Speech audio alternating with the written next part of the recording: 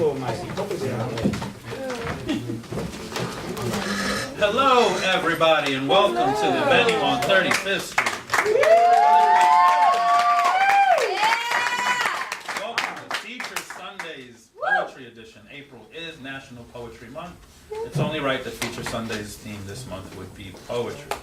And we have 9 incredible features. Well, 8 really, really great features and then 1 so-so feature. But it's going to be a really great night. Some amazing performers. I'm just excited. I got my little sister featuring tonight. Our co-host is featuring tonight, Mr. Dee Delaney and Jeff Hewitt, along with Cody and Brittany and Buddy G and Janetti. It's going to be nuts. And if we're lucky and she can make it into town in time, Angel Walsh. So yeah, we're going to get right into it. For those of you who haven't been to a Feature Sunday in a while, the structure's changed a little bit. It used to be an open mic with features.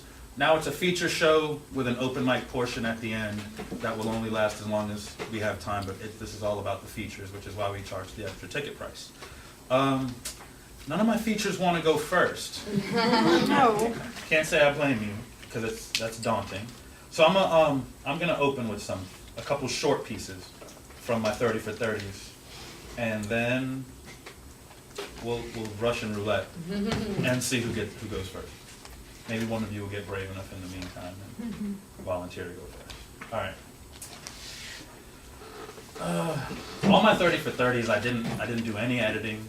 Most of them were statuses that I posted just directly up without whatever. And this is one of them. It's called Of Angels and Demons. Ultimately, my angels and my demons want the same things from me. No stroke, no strike, only calm. One way or the other, but they will never coexist. Yeah, that was it. This one came out sounding kind of prosy, but we'll see. The smell of buttered popcorn beckons me from just beyond the box office. I'm here early, with my pre-purchased ticket waiting in line to overpay for this evening's snacks. A medium bucket of heavily buttered popcorn, a large fruit punch light ice. I always ask for light ice, otherwise I'm not having fruit punch with ice, I'm having ice with fruit punch, and nobody wants that. And a box of Reese's Pieces. Grand total, $803.78. She must have forgot to ring up the drink.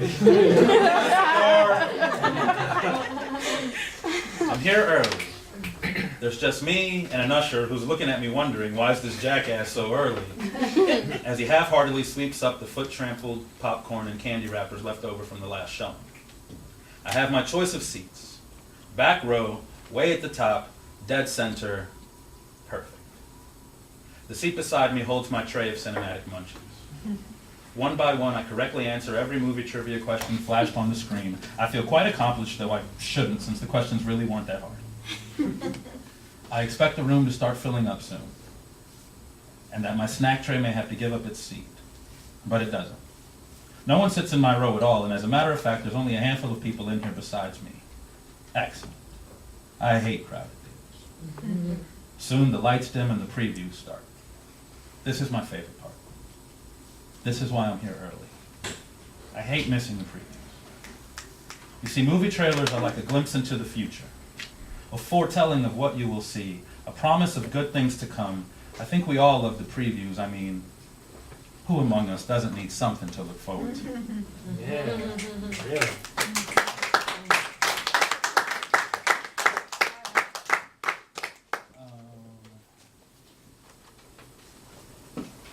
Reality is a self-induced coma. Hope is a lovely anesthetic. Most of us are numb. The rest of us sedated.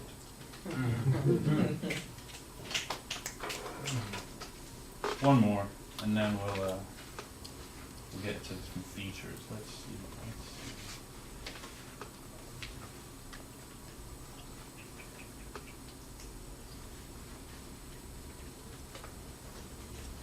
This isn't one of my 30/30s, but it's a short one. You keep me pawing at your paragraphs, clawing at each stanza, your poems caked beneath my fingernails. dirty like an honest day's work. That's it. All right. So April, National Poetry Month, and we're here to celebrate. This is the venue's last poetry event of the month, so let's make it count, everybody. All right. All right. Before I start dragging you out of the audience and onto the stage, would anybody like to volunteer to go first out of my features? Don't all nine of you jump up. Of course, Mr. Delaney's gonna volunteer to go first. Please put your hands together for our professor, the venue home artist in residence, Mr. Didi Delaney.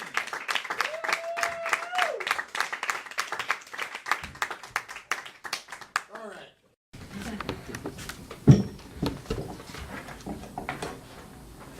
So, what I'd like to do tonight, I've been hosting this Sunday specials for the whole month of April, and we had so many features that I never got one for myself. Now, for those of you not familiar with what we've been doing doing these every 3 Sundays out of the month, not Easter, 3 Sundays out of the month, we've been doing poetry on different aspects of social issues. So I'm going to do about 4 pieces on social issues that I've dug out of my files. Some of them, well, I'm hoping that I remember them all. If I don't, please snap for me. We'll see how it goes. So my first piece is something I wrote back in 2008, political year, and I'd like to revive it from tonight. I call it a poet's stump speech. Some of you may have heard it, but I don't think anyone here really has. So, Joe, poet's stump speech. I guess I need a prop for this.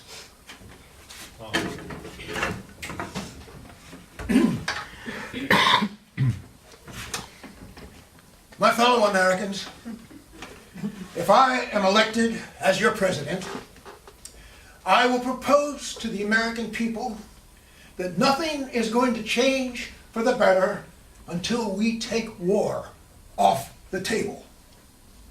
Now, let me make this perfectly clear. It is not going to happen overnight. It could take 100 years before the world accepts what's right. But I will set the wheels in motion. Challenge you to this long-range goal that we can achieve a peaceful world if we only intend to make it so. Now, first, to show good faith among the nations, I will order all the drones to cease. Then, I'll call for a national initiative to explore the ins and outs of peace by appointing a distinguished Blue Ribbon Commission to draw up policy recommendations based on testimony exhaustively solicited from people all across this nation on what peace is and how achieved and all those things we don't yet know because we've always chosen war whenever our differences start to show. Now, each step will be tested before the next. Everything done in careful stages to transform an industry of mass destruction to an engine of peace for the coming ages. And rather than laying off the military, causing massive dislocation, I'll adopt a plan for its gradual conversion to a worldwide service organization. Just imagine doctors and teachers, plumbers and masons, technicians and nurses' aides, all trained in the art of relationship, deployed to wherever the suffering lays. And as for all you rich white corporate guys, never fear that you'll lose your business. You'll build the tools not yet invented to serve our planetary coexistence. Now this will be my only program, fitting the arrow and aiming the bow to aim us in another direction than any of my opponents propose to go. Thank you. And God bless a peaceful United States of America.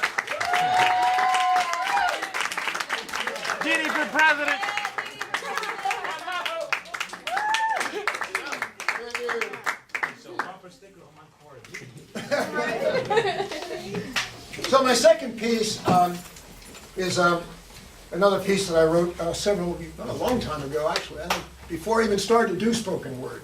It should be near the year of 2000. I call it Letter to an Activist Friend. It goes like this.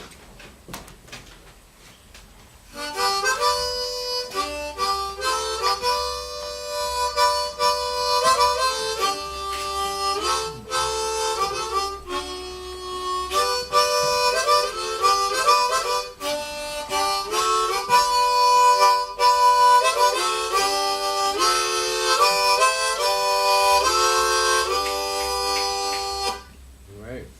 You called me to Seattle, activist friend, to protest the privatized empire our country has become. But Seattle's a long way from Virginia, too far for me to travel. You called me to New York, to Calgary, to Genoa, to Buenos Aires. I couldn't make those trips either. But now, you call me to Washington, D.C., for an exuberant uprising against the politics of fear and the policies of greed. Washington is not too far.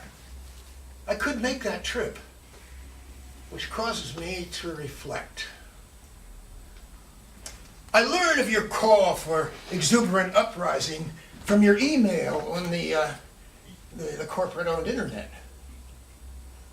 To join the protest, I'll have to cash my paycheck for services rendered to the corporation at the corporate bank. So I can pay corporate oil for the gasoline to power my corporate-made car. Unless I buy a ticket on corporate transit. I'll pick up food for the trip at the corporate supermarket. This is the only convenient place to shop in a hurry. Bananas from corporate plantations, oranges from corporate orchards, bread and cheese from corporate granaries and dairies, and from the corporate mini mart, coffee to go from the corporate clear-cut rainforests. And if I'm arrested, I'll call home if they'll let me, from the corporate jail on the corporate-owned telephone. You know, before she tied up her pony's tail and rode into the white man's fort to surrender, she makes them afraid. Cheyenne warrior woman who fought with the Sioux at Little Bighorn said to Crazy Horse, by way of explanation, when the Wasatchews make the weapons we need to rub them out, what price can buy them? 137 years later, has anything changed?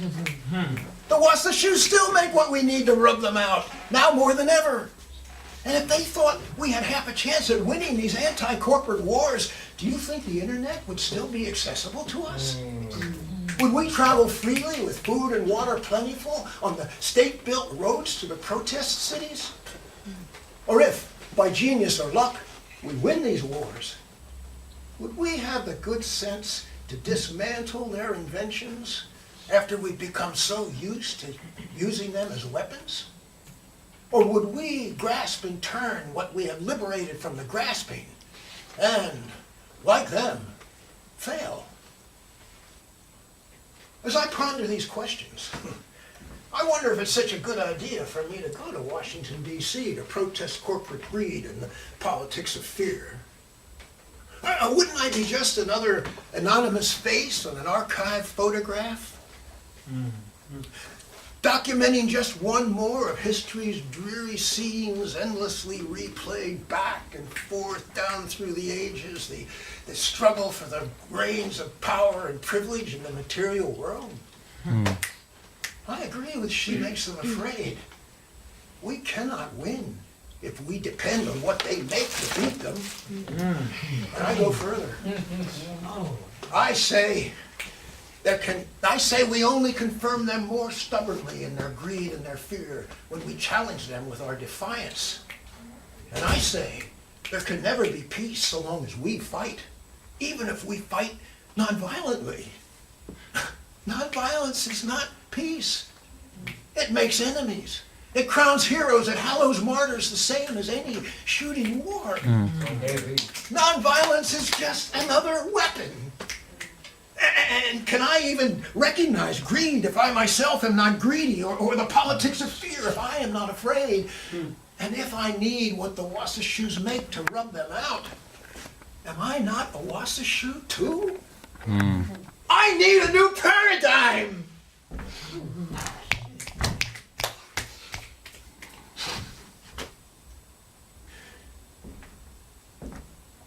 My activist friend, though I will miss your company, I will not be joining you for your exuberant uprising in Washington, D.C. I thank you for the honor of your invitation, but I must decline. No, I'll stay at home, greet the morning sun with hope and gratitude, who gives them back to all, regardless, and bathe in the tidal waters free of charge. And breakfast on fruit and rolls, I take the time to choose from the farmers and the bakers at the outdoor market, where I now have the leisure to shop since I'm not traveling in a hurry to join the fight. I'll write poetry about my dreams, ride my bicycle by the lake to see the ducks and the egrets, and perhaps a young pelican, an old swamp turtle, a sleek sliding snake. I'll smile at the children, carry kibble bits in my pockets to make friends with dogs. Come evening, I'll rent a romantic comedy and watch it with my sweetheart. Fall asleep in the middle of my prayers, finish them in the morning. And when people ask me why I do nothing to throw evil corporate greed and the politics of fear in this times of terrible crisis, I say, but I am doing something. I say, I'm practicing peace. It's not that easy. But it could come in handy someday, just in case the fighting ever stops. Oh, shit.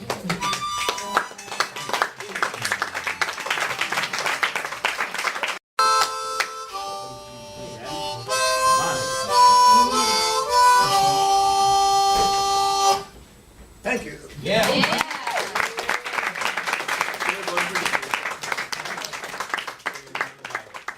So let me try this one.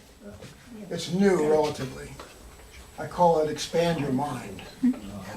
I've never performed it off paper before, so you know how it goes.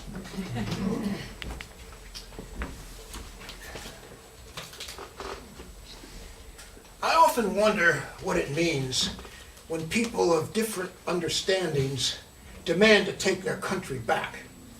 Or some say their democracy, their philosophy, their ideology, their rights as sovereign human beings, whatever in them feels betrayed by powers pressing toward a future so dark and deeply menacing it makes everyone afraid. And some say enemies are everywhere. Danger lurks around each corner. Making foreign friends is treason. They want to rule with iron hand in memory of Ronald Reagan. And others blame the corporate crooks who robbed the national bank while complicit politicians winked. They tired of taking all that crap. They want their promised futures back. And others pine and sigh nostalgically for the dot-com boom of the millennium before the housing market crashed. They want the government to act to help them take their losses back. Others passionately object. They demand fair pay for full-time workers,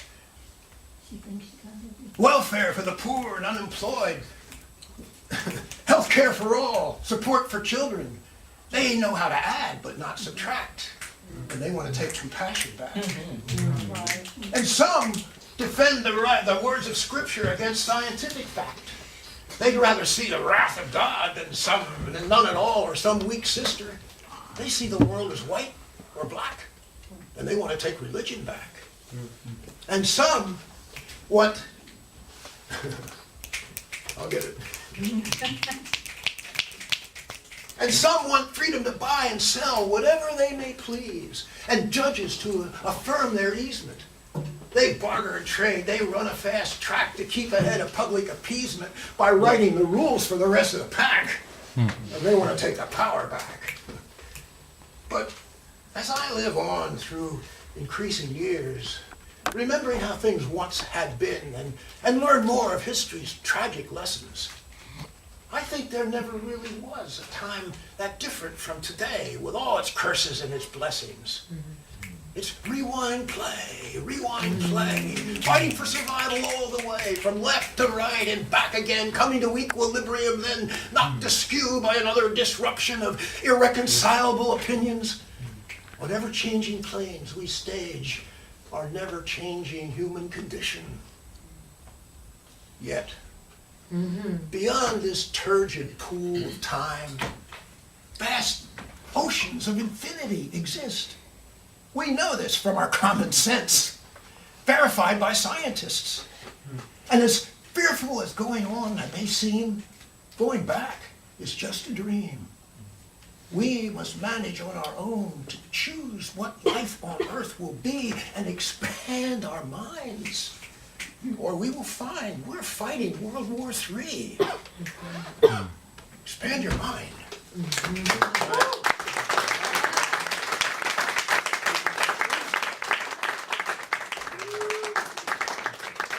This next one, our last one,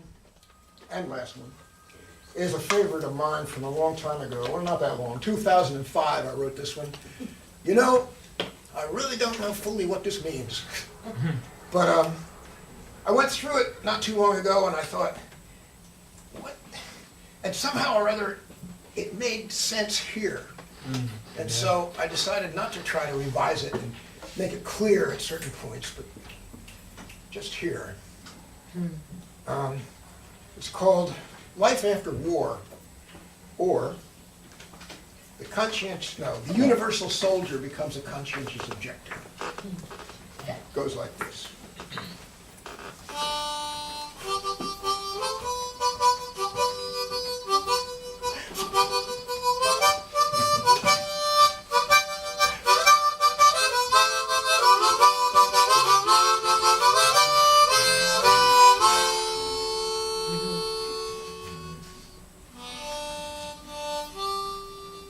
Go ahead, Dee Dee.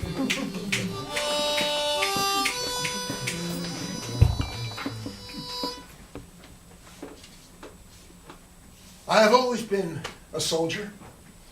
I have always gone to war, and can think of nothing bolder to satisfy my young man's ardor than to strap a weapon to my shoulder and report for duty one time more.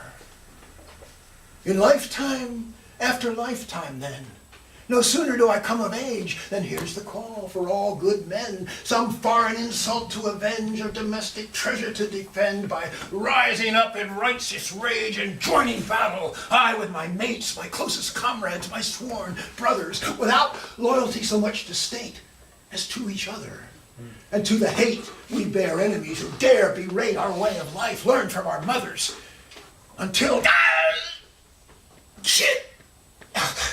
I'm hit! I'm hit! Do I fall down?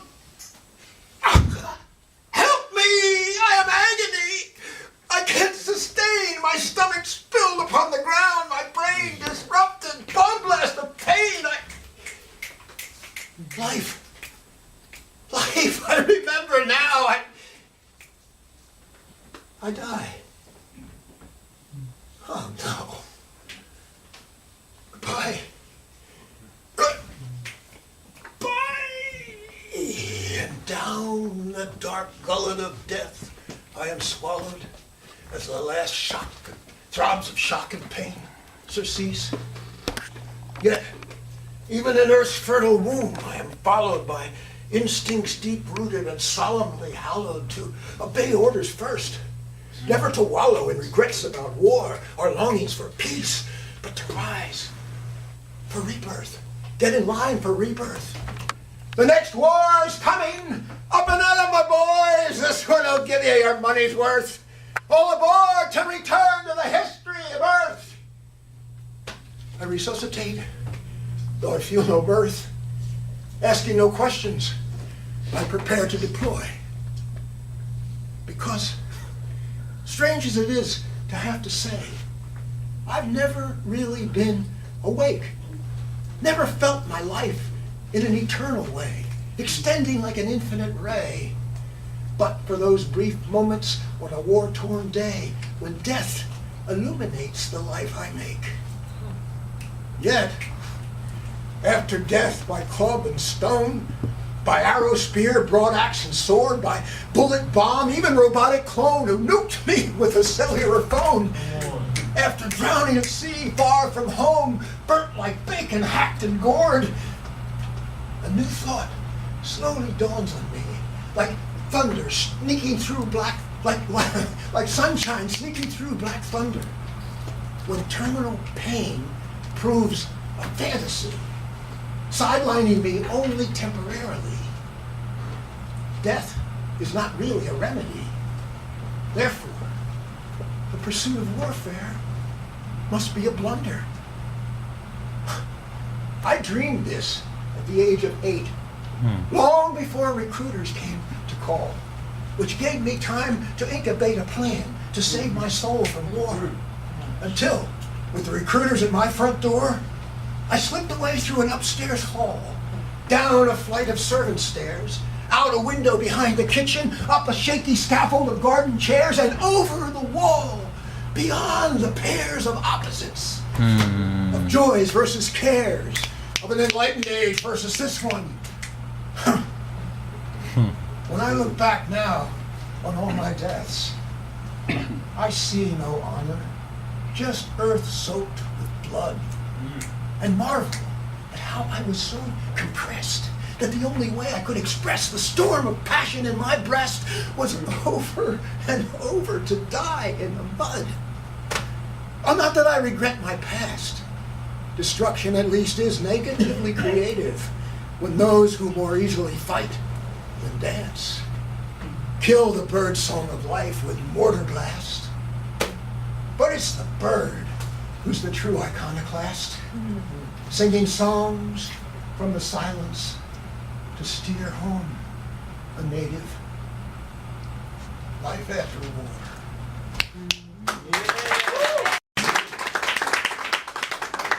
One more time for Dee Dee Delaney, everybody.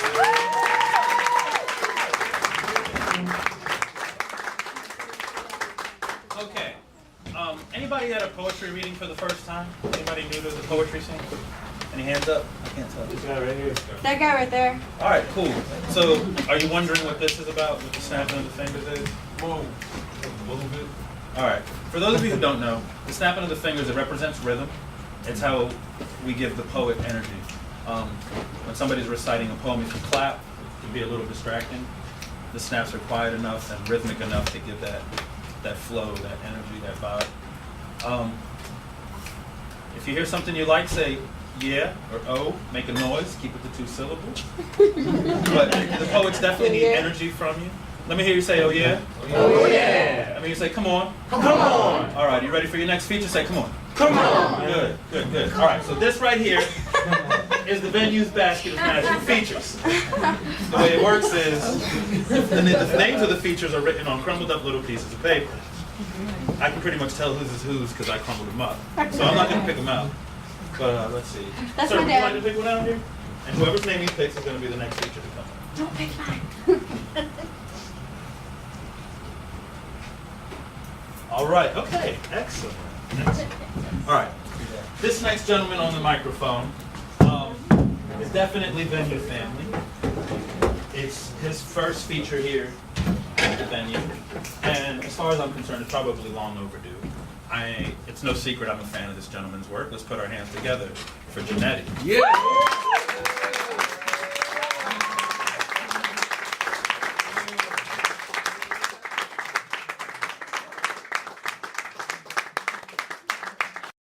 Hello, sir.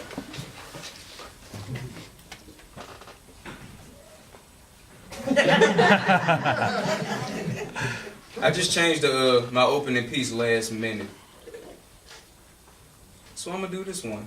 This is the order they can go in. I'm gonna do this first one called I'm Just a Decision. The second one is gonna be the first love piece that I wrote called A Part of You, and the third one is gonna be, it's called Spoken Word Manual. I hope y'all enjoy. I gotta go after Dee Dee, the OG. Okay, so pretty much I'm a decision. Like I got the power but I ain't in control. I never even had the remote, but I let the TV stay on. I ain't the reason drug charges get you more time than violent crimes. I ain't that crack mirror you staring at. I ain't the reason the city keep doing all this unnecessary construction all the time. Even though you leave early for work every day, you late all the time. I ain't the store you assembling to tell your boss and convey your belt point cause your job on the line. I ain't social media. I ain't that incomplete paper cause you wanted to stay out last night. I ain't those editing techniques you learned in the study group and you still ain't get them right. I ain't the comma, colon, and parentheses. No shit. So calm your colon. It's apparent these is not the right gloves. I ain't shy or the spotlight. I ain't make you take them last couple of shots that took you from tipsy to drunk. I ain't make the county PAs pull you over and throw you on the trunk. This is fairly odd.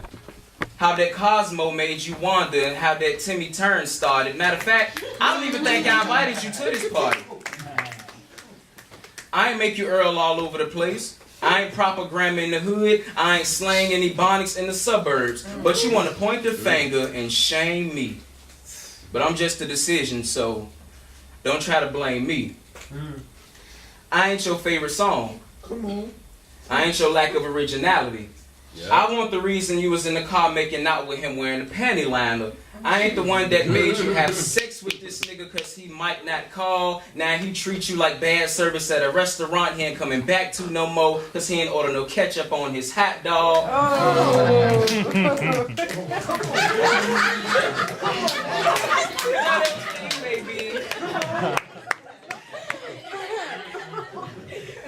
I ain't the last meaningless workout before you quit going to the gym. I ain't the company rivalry between DTV and Cox. I ain't make you steal no cable and they got the neighbors wondering why you got all them channels without no box. I ain't your responsibility. I ain't your acceptance. I am the suicidal notebook. Loose leaf wounds. You gotta pay per cut. I am still your shoulder to cry on. I ain't the reason the Democrats is trying to take my Second Amendment. And radical Christians that's always shaking their finger, but they can't tell you what amen meant. Like these politicians can really relate to the street niggas. And hoods where it ain't safe to go to the store no more. And niggas is still strapped like he got kids and he don't want no more. I ain't no terrorist rebel soldier. I ain't the lunchtime gossip at the water fountain. I ain't the reason it ain't tricking if you got it. She want to be courtside, hollering at a baller with Jack Nicholson, and she bold, so she'll take a swing at it. That's why she hit more clubs than Phil Mickelson. I ain't your goddamn friend. I ain't your bad allergies. But you want to point the finger and shame me. But I'm just a decision, so don't try to blame me. I am who you should want to be around the most. I ain't the reason why we feel homo thugs and homosexuals in general. Like it's impossible to like me and then get your hands dirty and still be a G. Hey, why we gotta be so judgmental? With no gavel in hand, I'ma try this judgmental and sentence everybody to solitary confinement so you can't mind nobody business but your own. I am the reason ain't nobody listening to nothing you saying. Both you're making me feel like a jerk about everything. I ain't showing no mercy. I ain't no column in today's Gazette. I ain't make you ass bet that bookie, knowing you ain't have the bread to cover the spread. You shave 6 points and you shave 6 points in the game end and you praying that players stop scoring. I ain't the reason you battling internal conflict. You look to the moon still sap trying to buffet the feelings you warring. Come on. I warned you about this tug of war. Maybe I should have showed you the ropes. Some choices you just gotta hang with. I ain't the reason you turned your back on me. I ain't your lawyer fees and court costs, but you want to point the finger and shame me. But I'm just a decision, so don't try to blame me. I ain't know this piece was this long.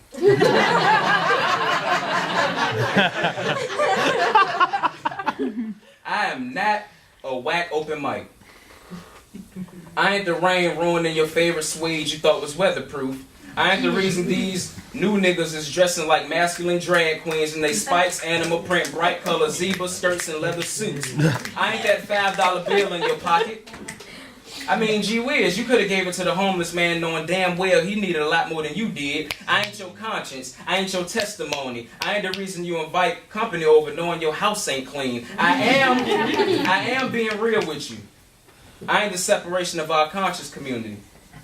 I ain't the futile focus on cosmic and ancient knowledge instead of African American science. I ain't the reason my people is more in tune with pop culture, social media, and fantasy wishes. I am the knowledge, God's self of culture, and the truth of existence. But you wanna point the finger and shame me.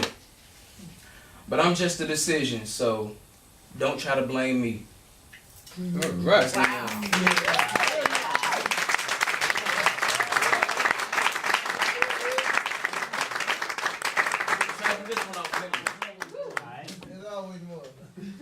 Yeah, I got two more for y'all.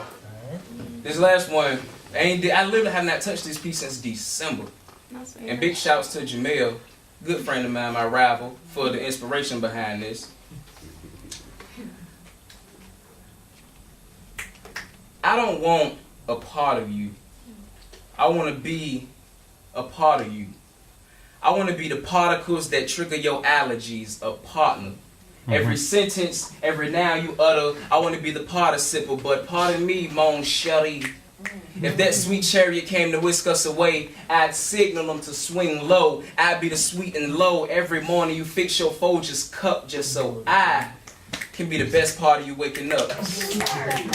If Chicken Little was in the hood talking about the sky's falling, I wouldn't worry a bit. Instead I'd grab a lawn chair, have a sit, and as some sky fragments fall, I'd grab you in my catcher's mitt just to prove I don't want a part of you. I want to be a part of you. I want to be December just to be blessed with your presence. I want to be those I want to be those black ice sidewalks staggering your slow steps. I want to be the blinds you peek out of, ignoring the carolers corralling on your doorstep. I want to be the Feliz Navidad that they came here for, and the lyrics still resonate, even in the cold rain, dear Lord. Have mercy. I want to reinvent the phrase, hold you down, because literally, I want to hold you down in a 12-foot pool of infatuation, and we both know you can't swim, but you ain't scared to drown. And just as I start to bring you up for fresh air, you stop me and say, please, nigga, I don't want to breathe.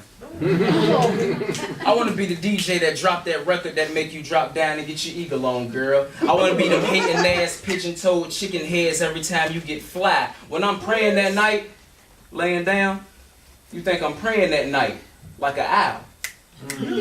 Understandable. And even though that shit for the birds, I won't act foul, because honestly, I don't want a part of you. I want to be a part of you. I want to be a fine grade of new growth before it grow in. I'm talking about, girl, just to stay on your mind, I want to be the needle to your sew in. I mean, I'm so into you.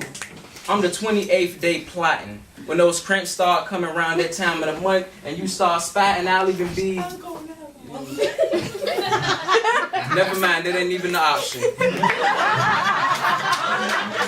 But let me strap you in and buckle down so it's safer now. I want to be the inhale when you pull your pants up before we play around. I want to loop our love song, let it repeat and play around. And you know your time ain't wasted because I'ma always stay around. Come on! And hopefully by then, you'll realize that I don't want a part of you. I want to be a part of you. I be that chicken chipotle bowl you left in my room that's starting to grow mold. I'll be winter's chill when those winds blow cold. You spring forward and I fall back so bold. I want to be around every season as we get seasoned and grow old. I'll be McCormick, Lowry's, your adobo. If you was Muslim, I would be your 40th day of Ramadan. But I love me some swine, so we can't live on that. But if you want my rib, you can have it. Even if we get kicked out of Garden of Eden before the forbidden fruit could even get right, I sit and spoken, and just as God finna hand us that eviction notice that thicken our plight, I nudge him and say, come on, Big G. Let us get one more night. And hopefully by then you'll realize that I don't want a part of you. I want to be a part of you.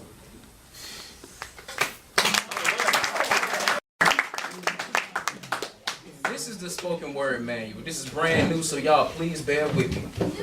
Just in case. I'm gonna pull a Dee Dee. Nice prop.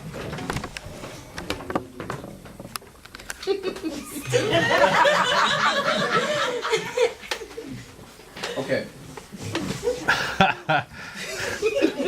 Professor Janetti here, students. Settle down, settle in. Class is in session. Today's topic, spoken word. And I really need to finish this lesson, so hold all comments to the end, please, if you have any questions. You finna feel me staring like eye contact did your eye contact. I'm trying to leave an impact. In fact, this is the wrong cafe for mediocre coffee. Let's not spill no average Joes in here. Matter of fact, this is what I'm gonna do. I'm gonna give y'all a handwritten map, compass, GPS, and rental car. All you gotta do is take the wheel. I'm gonna expose y'all Neos to the Matrix, and I'm Morpheus. Buddy, it don't matter what color you prefer, just take the pill. Writing just ain't enough.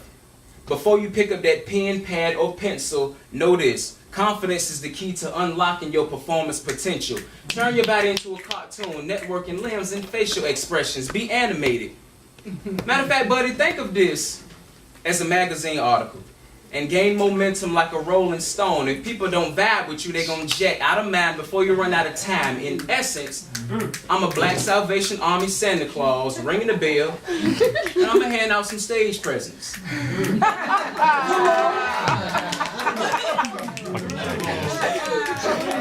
The spoken word is a lot more than just being seen and heard.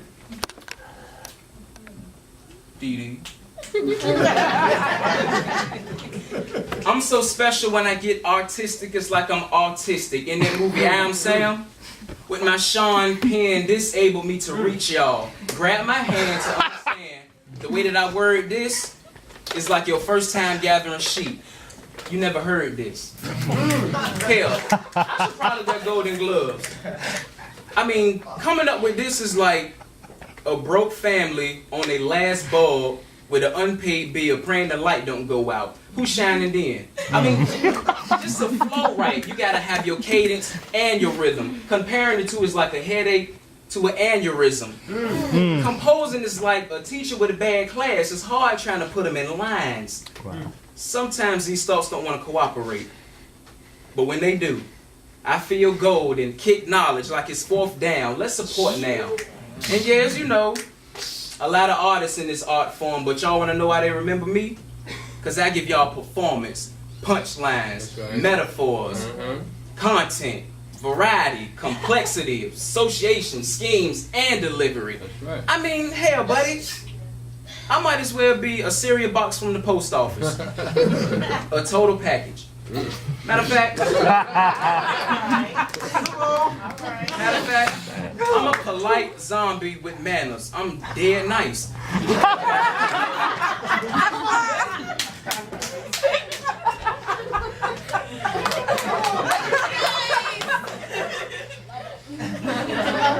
But I ain't get this good overnight. I mean,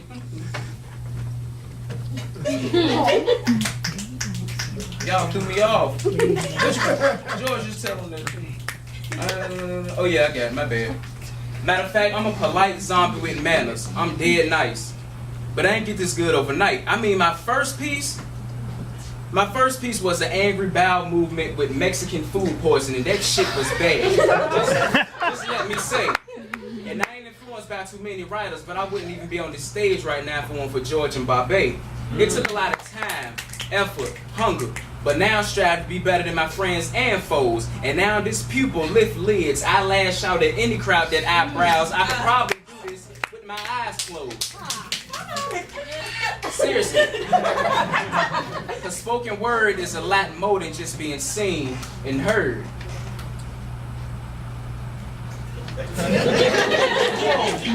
There we go. I'm gonna stay over here for this one. I don't want to laugh. I always think of poetry like a lightning storm. You know it's flashing. You feel a surge, Ibaka, but spoken word, you gotta bring that thunder. You disagree, please do rant. And tell me if I say something wrong or hurtful, please. Everybody wanna be Zeus up here when they ain't even half a Hercules. This ain't the sport for all players. And then have the nerve to talk about getting paid and want bread for this. Pigeon, please. You want to puncture your mind and let your soul bleed on these sheets, virgin. This ain't no cherry pop. Your stuff will go flat, buddy. If you had a writing army of 10 men, you still wouldn't have the heart to do what I do. It take more practice than 2 a days. Having to practice and make a deadline, you gotta burn out 2 a day, piece after piece, week after week, mic to mic, night to night. Tonight I'm just helping all the bystanders to let you know you gotta have talent, gift, and skill. And that's just by standard. Absurd, buddy. You say it's absurd. Let me slow down. This ain't a Joseph Stalin speech. I don't mean to be rushing words.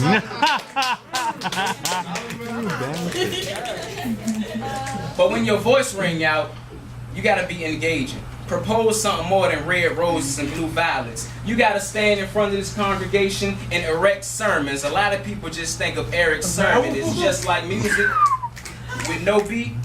You gotta be joking. You gotta be joking, but I just hope that y'all are woken.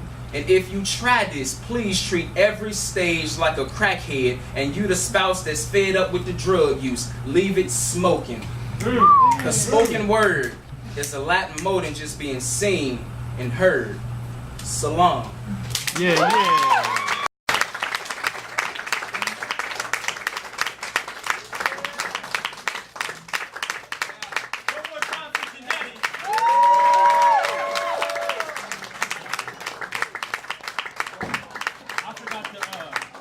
I forgot to mention during my intro for him how humble Janetti is. Just salt of the earth kind of guy.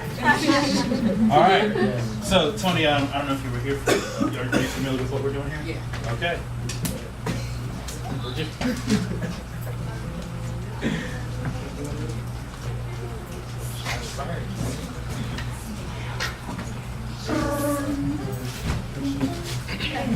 All right. All right, this gentleman, I bought his book yesterday. I finished it yesterday. Amazing writer. I'm happy to be able to call him a new friend. He joined us yesterday at the American Theater. He's one of the founding members of the Open Mic here at the venue on 35th Street. Let's put our hands together for Mr. Jeff Hewitt.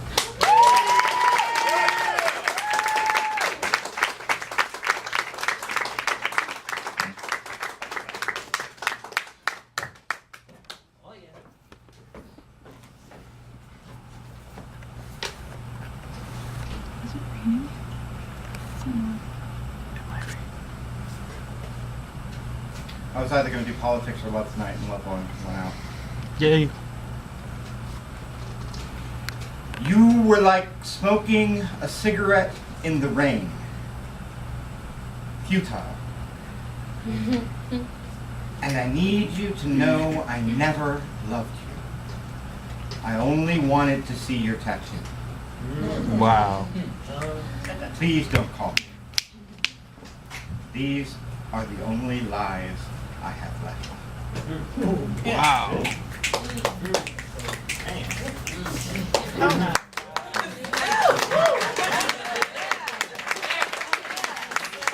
The whiplash, inevitably torrential downpour, news and 11 breaking glass window pane. The chimney needs sweeping, the rooftops are murderous. Tonight the end is nigh, invincible. paints, watercolor, brushstrokes, surrenders, grasping for air, touching the surface, force, dragging the last piece of oxymoronogen. You know who you are. A tsunami crashing 20,000 leagues out of my leagues. The implosion isn't heard for miles and miles and miles and miles and Miles Davis winked at me last night, sitting at the bar with Bird and Coltrane, just chilling while old God Shearings was vibraphone in the ivories, and Jack rolled through the door chanting, "Go, go, go, go, go, go, Johnny, get your fucking gun, you're gonna need it, motherfucker! I need coffee, I need caffeine, I need heroin, I need whiskey, I need to get out of this goddamn place, but home is where the hat is thrown into the ring, the gig is up your ass, you cocksucker, you fucking piece of trash! If I had a nickel for every time you've screwed me, well... Okay, I'd have a nickel. But it'd be a goddamn big-ass nickel! And maybe I'm out of line here, but the whole fucking thing is torn apart by mad dogs on a nightly basis. I'm skinned and staked out for the march of red ants, ravenous on ecstasy and Dramamine, and drama queens disgust me, yet I'm still sucking at the tit of self-loathing. But hating you is probably better than hating me, so fuck you and your bullshit concern. The sky is probably full of holes and shit's pouring out of each and every one of them, raindrops falling on my head like so many cartoon pianos, and the sucking wound that used to be my chest ain't getting any better, and I'm fucking sick in the head, in the heart, in these nerve flechettes, left shrapnel from my toes to my balls to the top of my eyes, and everything is a goddamn lie! I need to get laid tonight. There's your fucking truth. Wow. Fucking love that.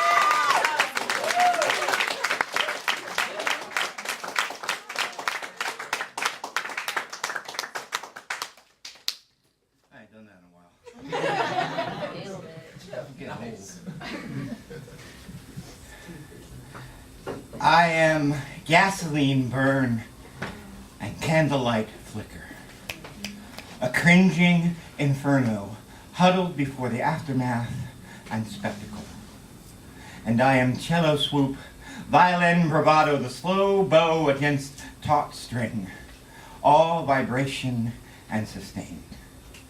Night minor to your starlight, key of C.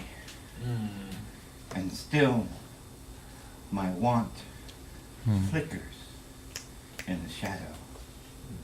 We are but shadow and sound, naked against the mortal silence of night and need.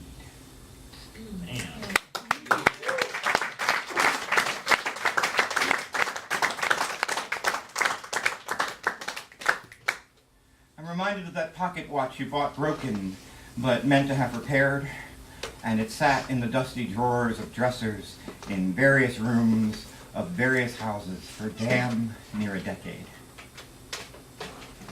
I don't know why. I just think of it every now and again.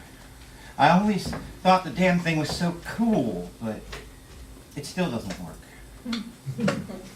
And then I remember that silver Ankh, flaky New Age thing that it was, sits in a box somewhere from my old apartment. I used to wear it everywhere. Is there a metaphor here? Why does everything have to mean anything? Me, I tend towards the grand symbol and sweeping arc of hidden complexity and arching themes. It's a failing, I think, to feel this hard, and the fall is long, operatic in its approach. You, I suspect, may be simpler. You may not have used a symbol or theme. For you, actions may just be actions. And I suppose I can see where you tried to do right. And so forgive. It's dark in here. I can't find the switch on the goddamn lamp. I know it's there. I'm sure I'll figure it out eventually.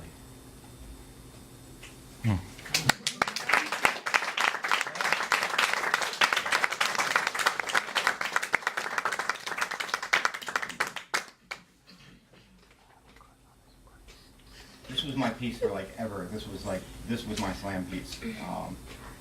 And I haven't done it in years, and you really kind of have to believe in it to do the piece. So we'll see if I can pull this off. It's called Cupid.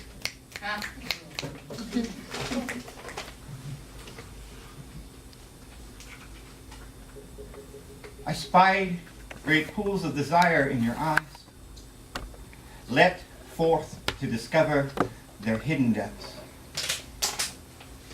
Finding only empty space, I broke every bone in my body. And some say that Cupid has a second, separate personality, whose name is Stupid. They say he wears an overcoat to hide his wings and wields not a bow, but a mallet, which he uses to strike his victims senseless. They say that when two fall in love, it is the work of Cupid. But when one falls in love, well, that's stupid. Talk to him. Of course, they also say that love conquers all. That love is a many splendored thing, that love makes the world go round, and that when the moon hits the sky like a big pizza pie. That's when it's time to run! Run away as far and as fast as you possibly can! Save yourself! Grab a rocket launcher and blow that son of a bitch out of the sky! I say, fuck love! Oh, shit.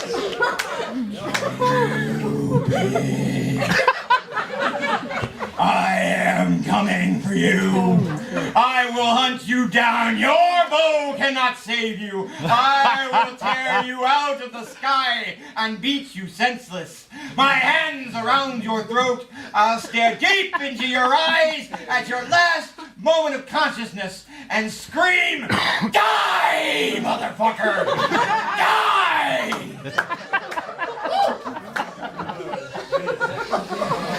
Hell yeah, Jeff.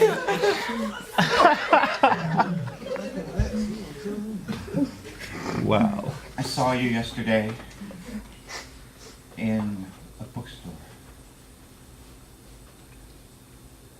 For a moment, everything was perfect. I wanted to fall down to my knees, prostrate before you, rip open my chest, reach past bone and sinew, tear loose this still beating heart, hold it forth as an offering, cradled in these bloody hands. But memory resurfaced like bile, spilling out of my lungs into my throat, transforming unto a whisper.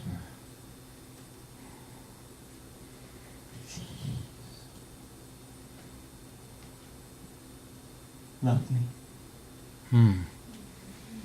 Jesus. I love that, man. Just do it, everybody.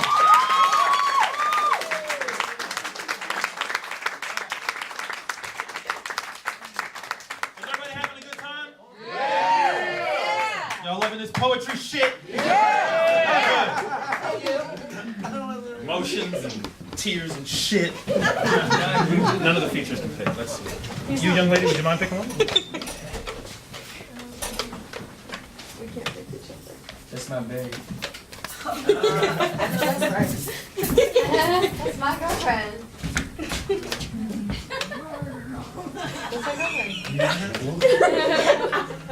Taz is very pizza. Couldn't fly though. It is. Time out. While we're talking about Taz, Taz did a piece earlier at the Balance event that we had earlier that Dee Dee was hosting about revolution. What? I meant to tell you earlier, but brilliant piece. Hopefully, if we get to the open mic portion later on, hopefully she'll be able to do it. All right, this next performer on the mic brought a certain area of my personality out of retirement recently. I got a lot of love for Buddy G. Buddy G called me out last Monday. on the stage in front of everybody. So tomorrow, I have my response prepared. But tonight it's about Buddy. Tonight it's about Buddy. Buddy's got his first feature here at the venue with us this evening, and it's it's very, very well deserved. Excellent writer, amazing person. Put your hands together for Buddy P.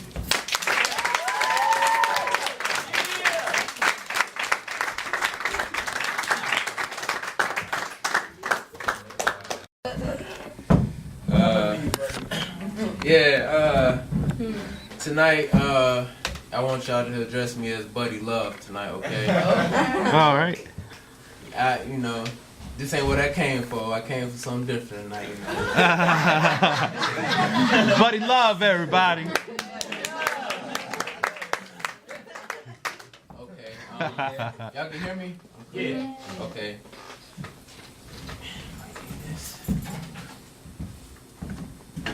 Yeah, I got a little something prepared. I guess it's gonna be all in together.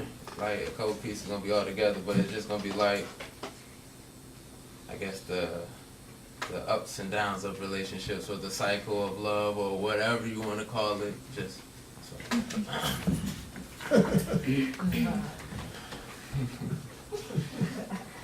met this love, and it's always something about it when I look into her. It's I don't know, it's just stunning. It's never lust. It's always something about her. I think it's her eyes. See, her eyes seduce me. Innocent and sinless, she meduses me. It's like she was the first to make stone of me. It's like her eyes had hands and got hold of me. So deep and full of passion, without explanation, her eyes graced me of their presentation. She catch me staring. The pupil abyss hold my attention, spinning my interest round and around, digging me deeper like quicksand. Her Paris, the first thing I see, Ocean 11. Her eyes leave me speechless in my thoughts at diction. So strong and powerful, graceful and reassuring. In her eyes lies real beauty. Beauty, she come with her name. Her eyes make me feel as vast as mountaintops. She drew hills in my mind's eye. Her eyes, even with pain, show me it will be okay. Her eyes are like my lullaby, putting me to sleep. You alright? Her eyes, even with pain, show me it will be okay. Her eye can be my lullaby so I can sleep tight. Her eyes make me see things clearer. Her eyes are like my mirror, a reflection of myself, telling me to improve, show faith, take heed indeed. She helps me with her eyes, so wondrous. Her eyes take me to a new planet, oxygen unlimited, gravity non-existent, it lifts me. I swear when I stare, the stars are aligned, holding me up with Orion's belt, helping me walk a clear path. Her eyes tell stories. I just want to big dip into a chapter or two. When it's her eyes curve my pride with humility. An easy battle with seesaw, her pH balance me, stability. I glance, peek, double take, maybe even triple. And when sometimes she catch me, I turn away, then it turns in a game. Can she catch Buddy Pete? Oh, sorry. I just like to get surprised at a new surprise her eyes give me. Grateful to have met you. Believe me, you are special. I don't see this as coincident, more like predestined, so it leaves me with this question. Can I hold your attention for a second?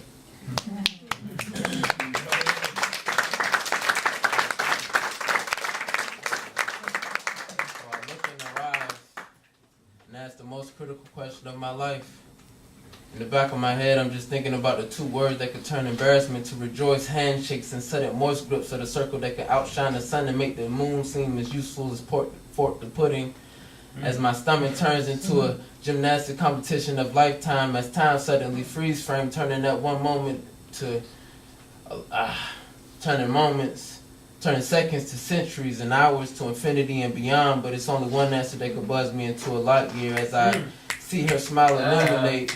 With her right holding her back from tears of joy, she holds out her left while her lips try to form the true thoughts. Mind racing so fast makes Sonic the Hedgehog speed ordinary. Her study carries out longer, way longer than expected at this point. I was Well past the beads of sweat, hoping the bullets on my forehead just shoot me dead. Started to close my eyes, hold my breath, and at that moment she said, yes, I do.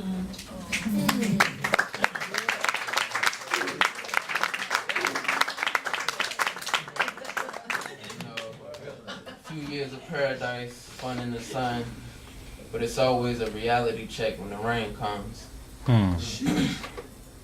Baby, I'm human.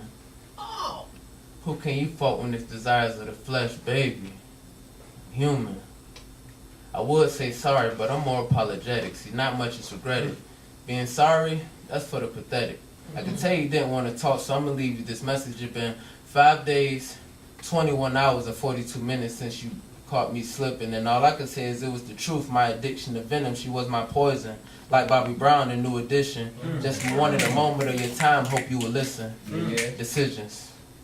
Everyone has hard ones to make, but to make an enemy out of me won't make it easy. I guess it's true what they say about love and hate. The lines can get crossed freely.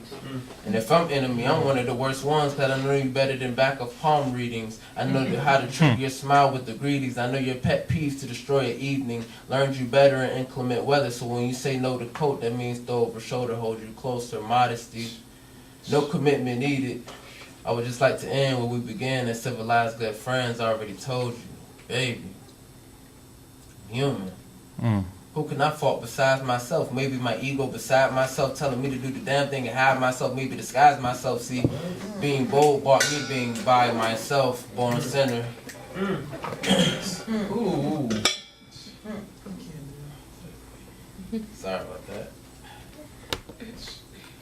Okay. It was hard to say no to forbidden fruit. I'm sure Adam could tell you. He was the perfect thing the perfect, and he couldn't even handle. Me being selfish, leaving you with a bad taste like shellfish. But I know if I left like Donnell Jones, it wouldn't help it. So I just wanted to let you know I'm young. I still need to see you where I wanna be. Where I wanna be. I figure you give me some time, I could be the man you need, but I only wasted your time only trying to get mine. I guess that takes away all the time we spent, love we shared, the ice cream we split on Sundays, then talking all night on the Mondays. And you know the $2 movies on Tuesdays, and we all know what happened on Wednesday. And Draw the Trail Thursday, Friday is my way, Saturday is yours. New things on Sunday, full week I could adore. We had about 104 of our own on the score. So you mean all those memories I torn? Flow, buddy, from the temporal lobe. Truth be told, I know the truth isn't being told, baby. You're human. It's not okay to be hurt by anyone. If you know if someone harm you, I'll go hurt anyone. So will it make you feel better if I harm myself? Been 5 days, 22 hours, and 38 minutes since I put the nuts to my face and say hurt, and I hurt you. If that makes me crazy, it's crazy for you. Not trying to bring you back to being my lady, but lately I've been missing my baby. Human instincts have been warped, cause when you find love, you're whipped, and if you take it for granted, you're a player. Can't blame peers or association for the mistakes I've been making, contemplating thousands of arrangements for me to see my baby. Just want to support my child, Dove. I work for a friendship. I compromise everything just to receive a handshake of love. I grind for a hug, baby. Will you see my flaws and understand that I'm only human? I confess to you, I don't want to live the life like Truman. Showboat to others that won't float, so it could be between me and you. No one has to know. It's been 5 days, 23 hours, and 56 minutes. So I figured if you could call in forward, we could build our foundation from the beginning. Not looking for perfection, but you are perfect for my ceiling. You gotta admit, we're making a fine team. So let's just start where we were better suited and make sure we lay brick this time for avoiding intruders. I'm sure it's hard to believe him, but seize the moment, carpe diem. Spend a lot of time reflecting on flaws, but I still understand why you're not accepting my cause. Last message you told me to hold my breath. Well, it's been 5 days, 23 hours, and 59 minutes. Going on 6 days without oxygen being given. 60 seconds is all I need of your attention. Baby, be my hydrogen. And I could bring 2 O's so we could flow smoothly this time. 5. Got so many reasons why you should call 4. Me, cause we made good company as if it was 3. Puffs is all I need for you, 2. Breathe, I could search all night to the morning sun, but we both know who's the one. Go, buddy. Rosie, Let me use your pedals to pedal full speed against the wall you put up against me. I could feel your cold soul, heart feeling empty. Well, I have the blanket of comfort and enough of heart to give to you, cause I too know what it feels like to give up the fight. And in spite of all the tight situation, I feel it's only right for me, at least for me to say goodnight. Lose, I mean, what's pride if you're not mine? That's out dimes, cause my diamond was treated like a rhyme. Stone cold, cause I'm all in the dome, all alone, hoping I get a call saying you're coming home. Your perfume and my cologne is like a match made in heaven. Maybe that should be the name of our vibe and essence. I'm not trying to fool around, I just want to know if you're down, cause I'm with whatever as long as we could be something together. Do better or worse, I'll lose anything before I leave you alone on this earth. Okay, maybe that's a little heavy, but I deeply appreciate all the things you teach me. I left your art on my rib like graffiti. You must have bumped into a lamp, but somehow I found a genie and to grant one wish. And that was for you to come see me. Say, wait, hold on a second. Lately you've been questioning if I still see you the same way. Through these trying years, we are both physically changed. Now, don't you know you'll always be the most beautiful woman I know? So let me reassure you, darling, that my feelings are truly unconditional. See, I love you when your hair turns gray, girl. I still want you if you gain a little weight. Yeah, the way I feel for you will always be the same, just as long as your love don't change.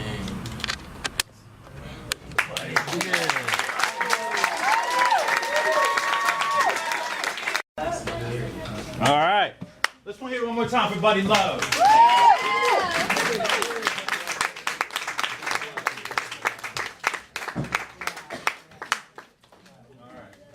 Who wants to come up and pick a name out? Come on. You get the next one, Bobby. You hop right in front of the thing. One more time for James Bain. Let's hear it for James Bain.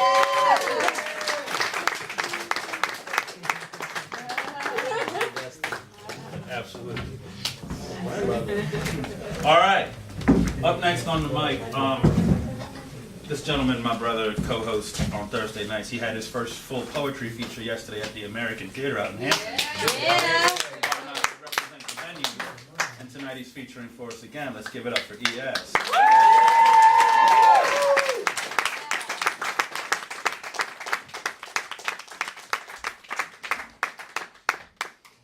Anybody want a notepad? Oh, John Barlow style. Yeah. That's how you do it. That's for John Barlow. Shout out to Seven, getting home in less than 2 weeks, right? Hey, homie. Now, for those that don't know, I'm a modern old school cat. Swinging bats, wrapped in chainmail, with spikes to tats, polarizing the fakers, plus the whack, jacking them with their confidence and throwing into the bonfires out back. Ashes. Mixed with melted beer bottles and twist off caps detached, along with those you have to snap off, like a king says, off with their heads. Remains become embers, and when compiled together they form a bed you gotta poke at every now and then to keep it lively and fuel fed. Now that we've gathered around, let's celebrate like it's my birthday. See, today is the birthday of the rhyme sprayed onto these sheets so potent you'll trip for weeks off the ink that seeps in only if you eat them. And when eaten, you might see what my soul sings, and maybe it'll bond with yours due to commonalities from things that we saw together if yours is old like mine. Once we're homies in the past lifetime. Hung out together, snapped fingers, to rhythms of bandstand performers at Birdland, perhaps. See, I'm a modern old school cat. the embodiment of a truly eclectic soul, hence ES, but it ain't just 2 letters I put forward in the middle to make it stretch, so it's EAYAES, spells ES, but Darrell's how some know me best. Now, why I have the name, some examples. Coco Rosie's Smoky Taboo stuck in my head, rocking my Fred Hampton shirt, right foot at the nose of my hustle dog, looking forward to playing my guitars at my home upon arrival. Bumping Are You Still Down before I go bodyboard, and I get extra stoked whenever I hear Sublime play in stores or on the Weather Channel. It's happened before. Finishing Huey's Revolutionary Suicide while starting Betty's A Tree Grows in Brooklyn. Looking forward to getting Wright's Black Boy and Platt's Bell Jar. Daniel Lusky's House of Leaves in my hands, making my brain do so much work, this time in my Wu-Tang shirt. And across from me is a man that gets nervous by what he sees. Young black male and backwards fitted. What is he doing here in this bookstore instead of out busy being a ball player or a rap star or a drug dealer or some other kind of crook career? Stereotypes all unfound while he looked. If he would have said that shit out loud, he would have left mad shook, maybe even mind blown by my articulation through dedication to strengthening and enhancing my vernacular to encourage positive mental stimulation, stimulating like pen and paper relations. My books, they have many partners, yes, but only those that are worthy enough to take part. Trust me, I make sure they all get tested before I allow them to contribute. See, this is what I do. You know, for a while now, I've been wanting to head down to the beach on the clear quartz crystal night so we can safely wordplay under moonlight and light from stars that took some millions, even billions of light years just to reach us and say, hi. Looking up back in time while working on my future in the present. It's kind of a mind fuck when you think about it, considering that we, all of us in here, could be the past and someone else's night sky. Bringing a whole new topic of discussion to this thing that humans manifested called time. So with that being said, I challenge you all. Explore that thought, you know, us being the past and someone else's night sky, and write about it, sing about it, whatever route you choose, whatever your heart desires, and relay it back to me like it's extra credit I assigned and that you need to do, because if you don't, you'll fail the fucking chorus and get left behind. And it's due next week. Yeah.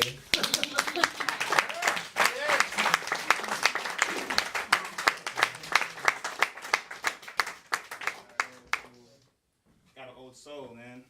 You know, I don't know how old it is, but I had this occurrence that happened to me last year, and it seemed like I had been through it before in a past life. So something like, you know, this is how it went. You know? Just walking into her car, and it was good seeing you. Come on, darling, use 2 arms. It's a 2-arm hug. You don't want to cross any boundaries. We have a girlfriend.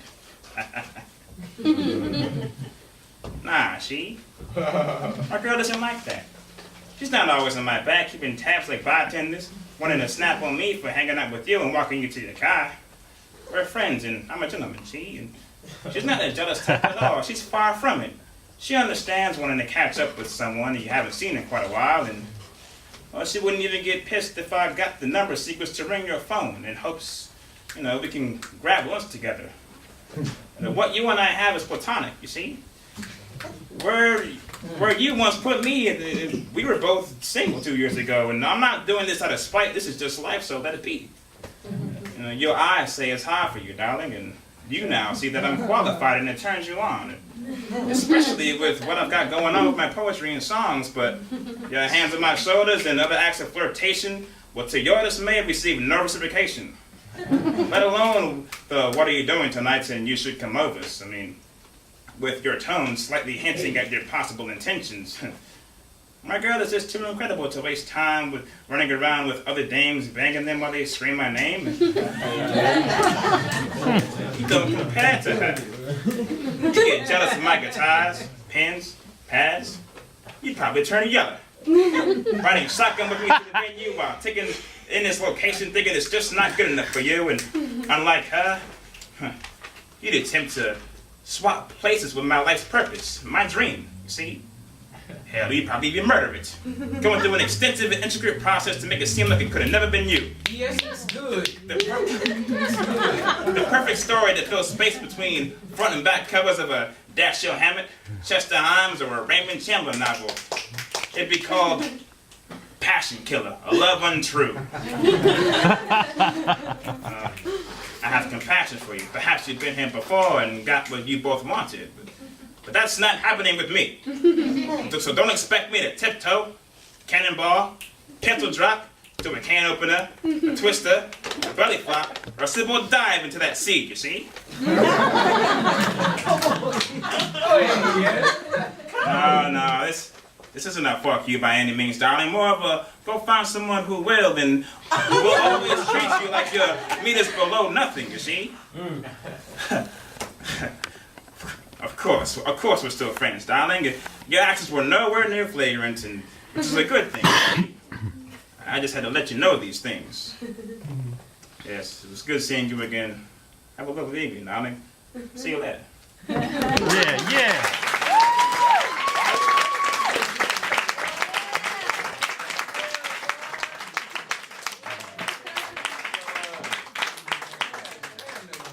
So with that being said, fast forward into the 2000s and shit.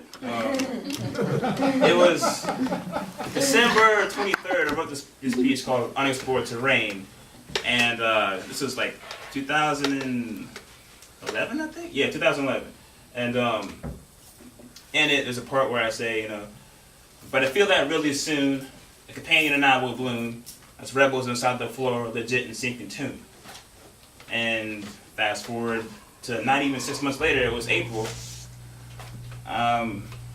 Met this female, and then like the real I gave collided with her world built on prosthetics. So basically, I handed her the red and blue pill, and she took them both. First thing in the morning with her cup of joe, and morning of what she used to know. Atriums bursting apart from our love electric. My mitral valve prolapse has been cured from it. No longer leaking due to the faulty flap. Mitral valve prolapse is when one of your heart valves, they're like this, right? Yeah. It's true. It's true. And when you have mitral valve prolapse, one of them folds in, and so blood leaks out. So, yeah. Yeah. And y'all know, he's a nigga. Time in.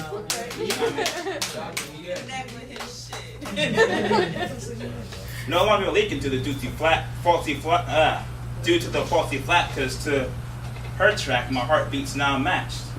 Sometimes it feels synthetic, so it's so surreal, like that weightless, no gravity detachment feeling you get from an episode of Deja Vu. Shit, truly an experience new to me, because all the other girls I were interested in turned out to be just walking mannequins fooling me. I mean, God. She reeled me in with her native classy punk, stronger than pride elegance. Memory of her own name gets blurred like the people around us in the packed room when we share a moment together. She forgets it until I say it, while I forget the world's a stage until she plays it. Wow. And lately she's claimed it, and the cause be a great one. Lately, those butterflies, she showed me them. 8, 9, and 12. 39 total bloomed that summer we met. And she told me that her world flipped upside down, so it kind of went from August to June. Nice. They make her glow, a luminescence with no controls that delivered a smile she hadn't worn for quite a while, and oh, does it show. Oh, does it show in relation to how her touch lingers like a tattoo, shifted and skewed with every groove she traces, every word spoken like sweetest taboo. Her love deluxe ain't ordinary, sweet like cherry pie. Her soul old like mine, bulletproof. Ours still shining from that first diamond life, but for some reason, we still don't get how the universe made us connect, and we'll probably never know. And that's cool, because maybe we don't really need to. Yeah.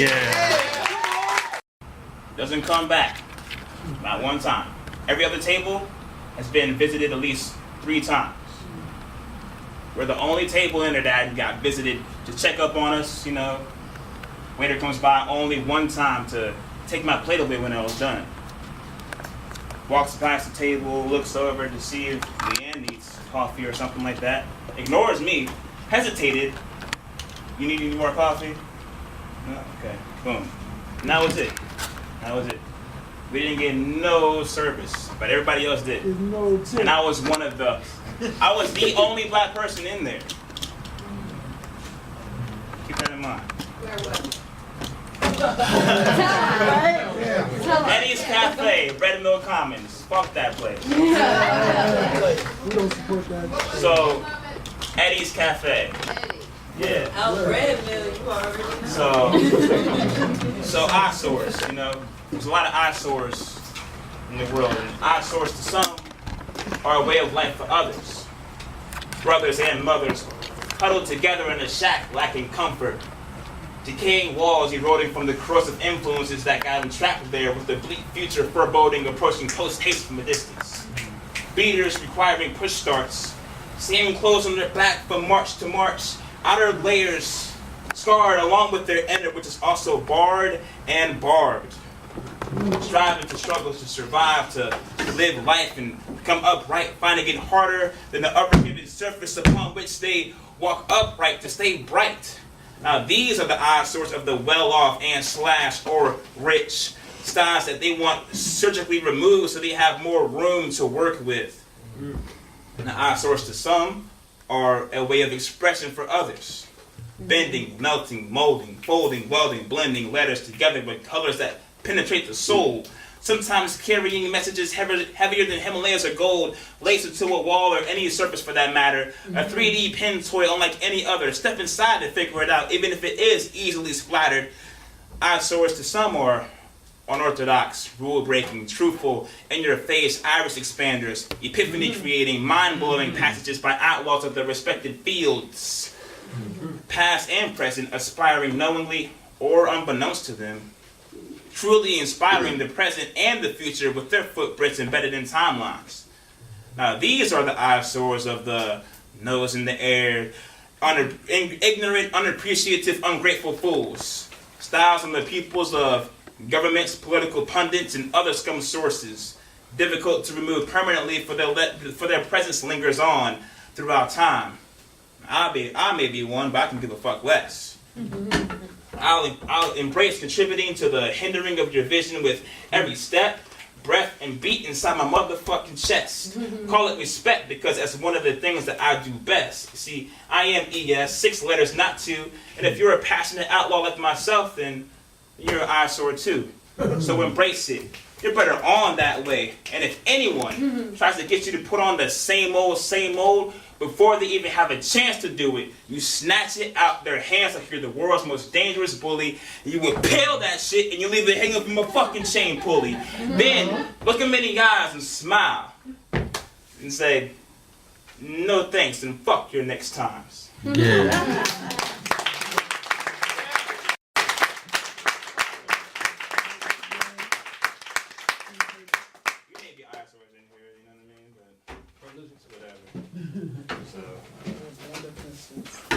I'll say all that to say this. There's a lot of people that we're a pretty vast community, you know, of artists in general, you know. Yeah. This shit is real, you know. It's amazing that we do what we do, you know what I'm saying? And so to all the suckers, the fakers, the perpetrators, those that want to come in and start some shit or wear a mask and attempt to corrupt or tarnish us with what we do via infiltration, my crew, my family, fucking team, will crush you and yours truly to the point it looks like y'all just been cremated. But nah, you just been dusted, son. See, we're so profound. Some of us go over your head just to hit you in the back of it, while others hit you straight on with an eye-to-eye headbutt and hope that you get the message like when two Samsung Galaxies touch. We comprise of so many walks of life that while standing in front of IHOP, it looks like we don't even hang out with us. True story. Ask E when she gets back. Besides, when it comes to that surface bullshit, kindred souls such as us don't even give a fuck about that stuff. We're so viral that a non-writer or a newcomer can catch the bug after just 4 minutes, come back in 4 months with a whole notebook finished. I mean, shit, we can simultaneously save lives and leave supervillains and heroes bedridden because we're just so ill. I mean, we're addicts of each other's potency to the point where we quarantine ourselves together just to get sicker with each passing minute. But that don't stop us from mingling and getting familiar with the public because, well, we have to. And then some.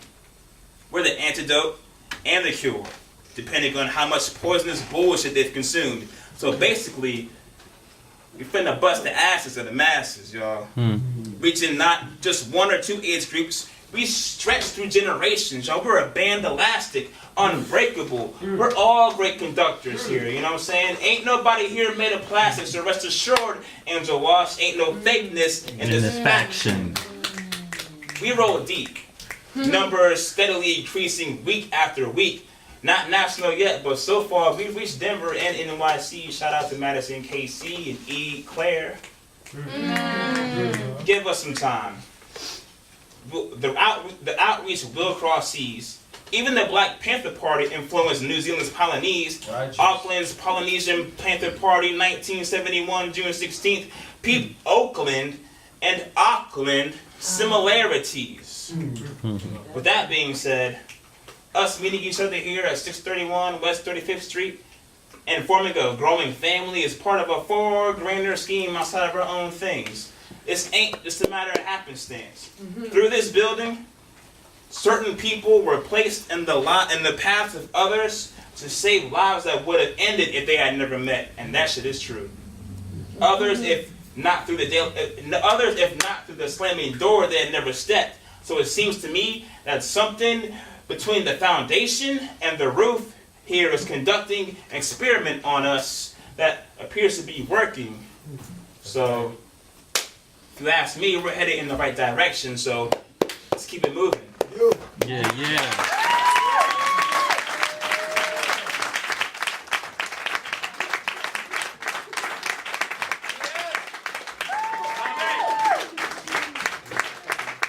One more time for the venue ambassadors.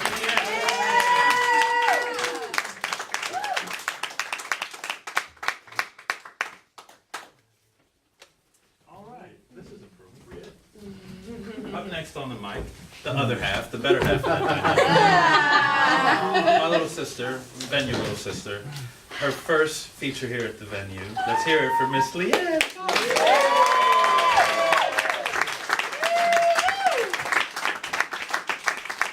Sweet tie. Thanks. Where'd you get it?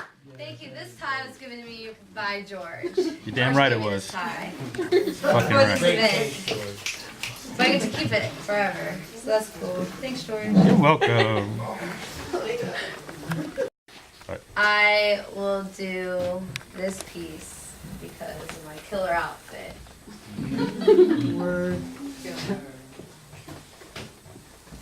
I call this piece Taz Tuine. Nice. She is like out of this world. Somewhere between Cronus and Tatooine, I mean the Force must be strong with this one, because she's got me getting my static Klingon like, damn. He's so attractive. Her soul's lightsaber sliced right through me. She lit the light in. So now, I'm enlightened. She got me begging to get beamed up in her starship. Her Jedi mind tricks gave me feelings like Spock's did. Twisted is her sentences like Master Yoda's apprentices.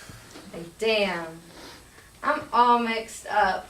Like that Skywalker bloodline, I'm all fucked up. I just want to prosper. To boldly go where no man's gone before. Yeah.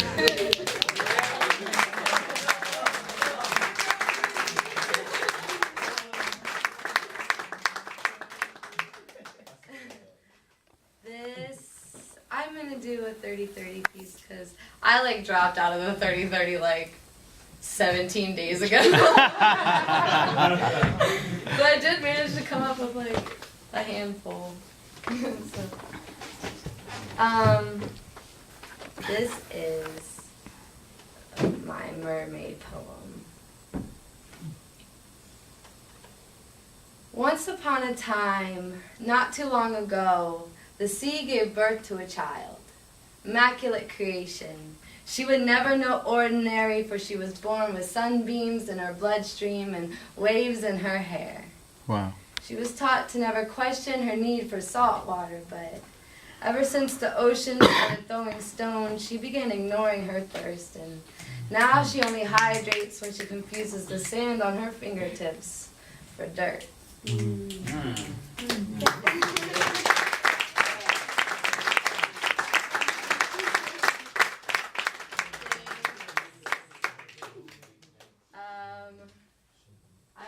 need to work out some transitions. This is a note I never received. Dear silly girl, you will never love him. He will break your heart and take your innocence all before Monday. You'll wake up tomorrow wondering where peace is, and by the time you get to school, you'll realize it's in pieces. And it will hurt. When you see him walking your way, holding her hand, it will hurt. You will be hard on yourself.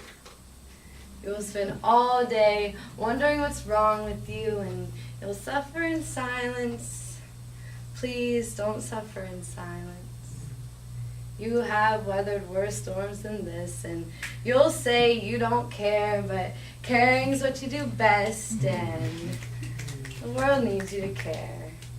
I need you to care. Thanks.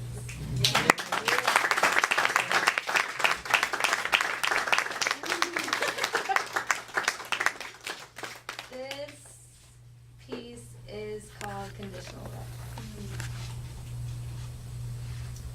You say your love for me is unconditional, that no action or choice I made could be rendered unforgivable, but the conversation we had the other day is what left me deeply shook. See, so many of your beliefs have been molded from a book, and Leviticus has you believing homosexuality is an abomination. Yet you say if I were gay, you'd love me despite my orientation, and Corinthians convinced you homosexuals will not inherit the kingdom of God, but to be loved entirely and damned eternally seems so thoroughly flawed, and this got me thinking, would you secretly pray for my holy salvation to wash the sin of my sexual proclamation as I embraced my girl and caressed her kiss? Would your heart melt or your stomach twist? And when I asked my lady to be my wife, would you cry tears of joy or start praying to Christ? And would our love seem pure once you met our son? Or would you panic every time he danced for fun, so petrified he'd end up like his mom? 'Cause to me, it sounds like conditional love. It's just a condition you had to be reminded of.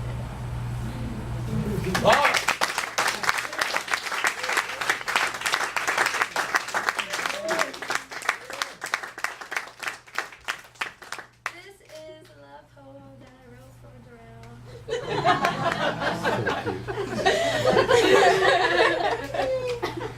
6 letters.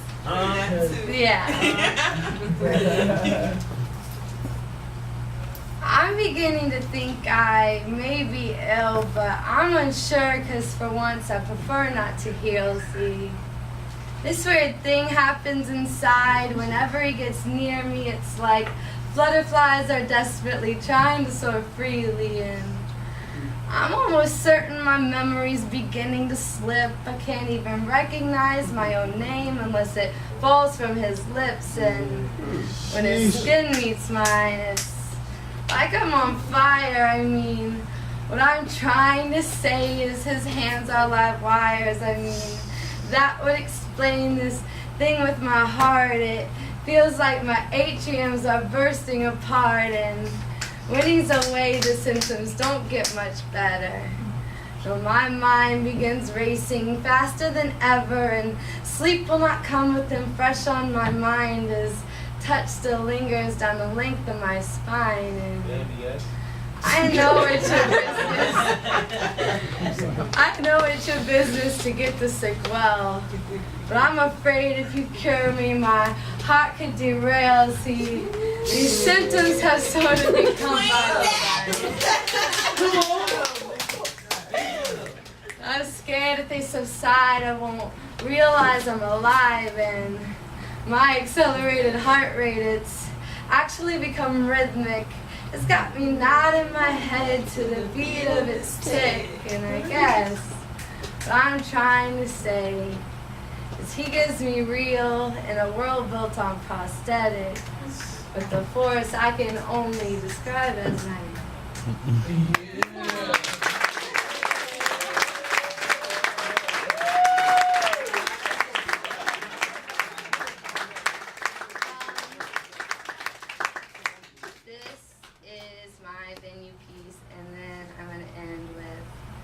My piece that I did with Jabril. Okay. Oh, bars.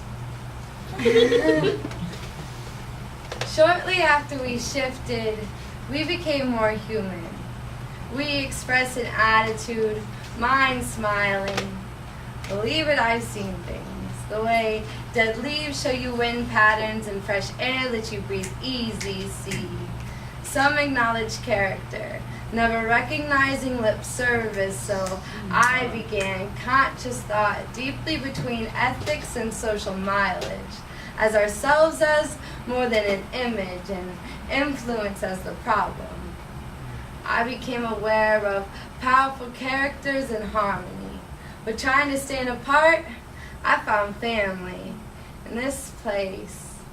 This place is where I began to understand why I run from black and white to find comfort in gray areas. So, if home is where the heart is, and welcome, you've made it.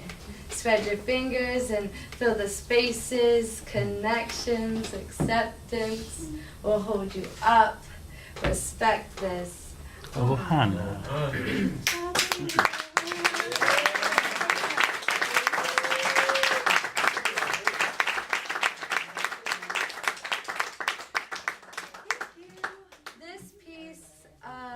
Jabril and I wrote it for the feature that, what are we going to call it? Its first feature was for Dee Dee the Lady. We killed him. So, that's that.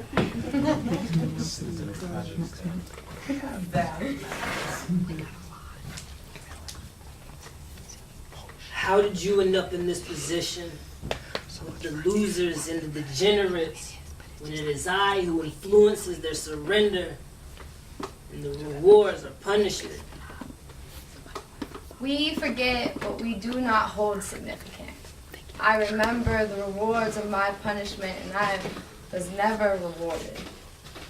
But the Son of Man came in the form of a man, and he stands before your eyes, immortal power with the almighty dollar.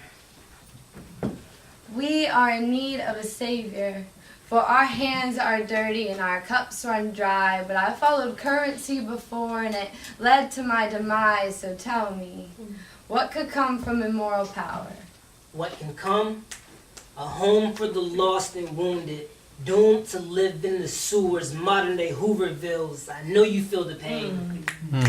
Like the fire in my chest, I burn from the inside out. And when the tide rises and the flood comes, I am filled with doubt. Yeah, I spend all of my days on my knees praying for him to wash over me. When the flood comes, fear not. They'll flood the streets with drugs and you'll ask where's God, and they'll tell you up above. Don't believe them. Wanna meet them, gotta pay. I swear it's worth the fee if you're worthy. What is worth but a measurement of gain? And what is gain but a measurement of pain? Thanks.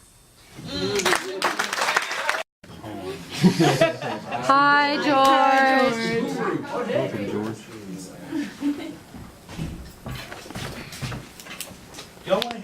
You know what? This is what we're gonna do. Patty, do you mind if I write in this?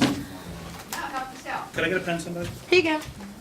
All right. About 15 minutes. I can probably do like 5 or so. Y'all pick what I do. Pillow for a thigh. Okay. What'd she say? Thigh for a pillow. The number poem. That's it. Yeah. That's the number one. Yeah. Okay, makeshift. Ink blot. Yeah. Slow down. Slow down. How many is that? That's 4. What's the one that I like? I can't remember. If you don't like it that much. No, I do. I just can't remember what it's called. Breakthrough. Yeah, do that one. And do Tangerine Sunset. Ooh, dentist. Ooh, do Dentist Hold on, instead. Don't do That's Tangerine way too Sunset. many. We'll see how many we can get through. All right. I need my. It's okay. I'll give it back. Hold on. No, you're good. Take your time. Pay I was attention. gonna write. It's coming. Okay, I don't have all of these memorized, so. 5 for a pillow is first. All right.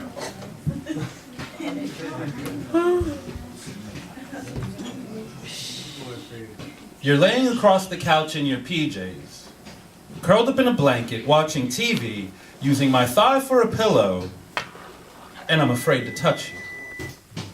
While you're watching whatever it is you're watching, I'm watching you.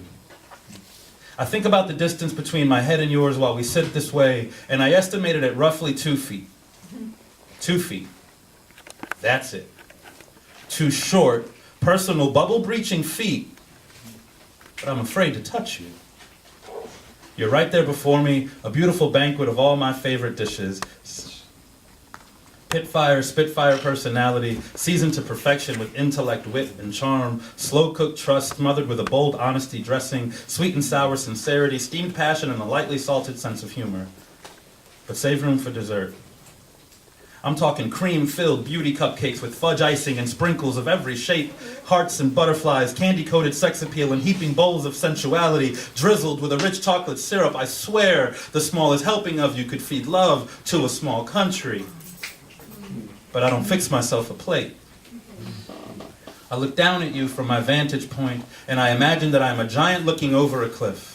I imagine that your hair is a meadow, and I want to pretend my fingers are children moving stealthily and smoothly through the reeds, playing a game of hide and seek. I want to trace the pattern of your ear with my finger like I'm drawing a musical note from a glass of water. I want to outline your jawline with carefully calculated kisses like I'm drawing up the blueprint to your facial structure with my lips. I want to hear the sound of your eyelids closing, break the silence. I want to hold you like you hold my attention. I want to introduce you to my fingertips and let the creases of my fingerprints mesh into your pores like some sort of fleshy Velcro. I want to witness the sleek, deliberate parting of your lips and watch those muffled breaths as they escape you, or rather, as you set them free. I want to capture those breaths in one quick, deep inhalation, hold them, savor them, let them out slow so they intoxicate me and cool my tongue as they exit. But I dare not touch you. Every so often, you'll laugh at whatever it is you're watching while I'm watching you, then turn your head to look at me to see if I found it just as funny as you did, in hopes of sharing a moment of laughter with me. And I am laughing, but it's only because your laughter is contagious. See, I have no idea what's going on in this program you're watching while I'm watching you, nor do I care. I don't care about the TV, the show, or the remote control. I don't care about the couch or your blanket. I don't even care about the 4 walls, the ceiling, and the floor that surround us. They do not exist right now, and you never did fit into boxes anyway. Right now, we're in an open field. The dew moisturizing our skin and our bond. We're having a contest to see which one of us can count up 1,000,000 stars first, and you're winning. You keep picking all the ones I was just about to pick, and you find it funny. You're so competitive. And I love that about you. We're plucking blades of grass and bending them into loops so we can make a chain to hang a tire from a tree. We revel in the ridiculous and find things out here that we can't find in any other land, on any other planet, in any other galaxy, of any other universe. We are in Narnia. We are in Wonderland. We are in our own private utopia, underneath the heavens, beneath your blanket, which is now made of stars and lightning bugs, staring into the possible, using my thigh for a pillow. And in this place, I am not afraid to touch you. And you let me. For a moment, I forget where I am. That these four walls do exist, and so do the ceiling and the floor, and whether I care about them or not, so do the blanket, the couch, and the remote control, which you use to turn the television off. This time, silence breaks the sound. You sat up so quickly that I couldn't get back from the field in time for you to not notice I was gone. You asked me where I went, and I told you to a poem. You smiled and shook your head, rolled your eyes playfully, unaware I wasn't joking. You turned the TV back on, adjusted your blanket, then nestled yourself back into your comfortable position using my thigh for a pillow, and you asked me, so what do you want to watch now?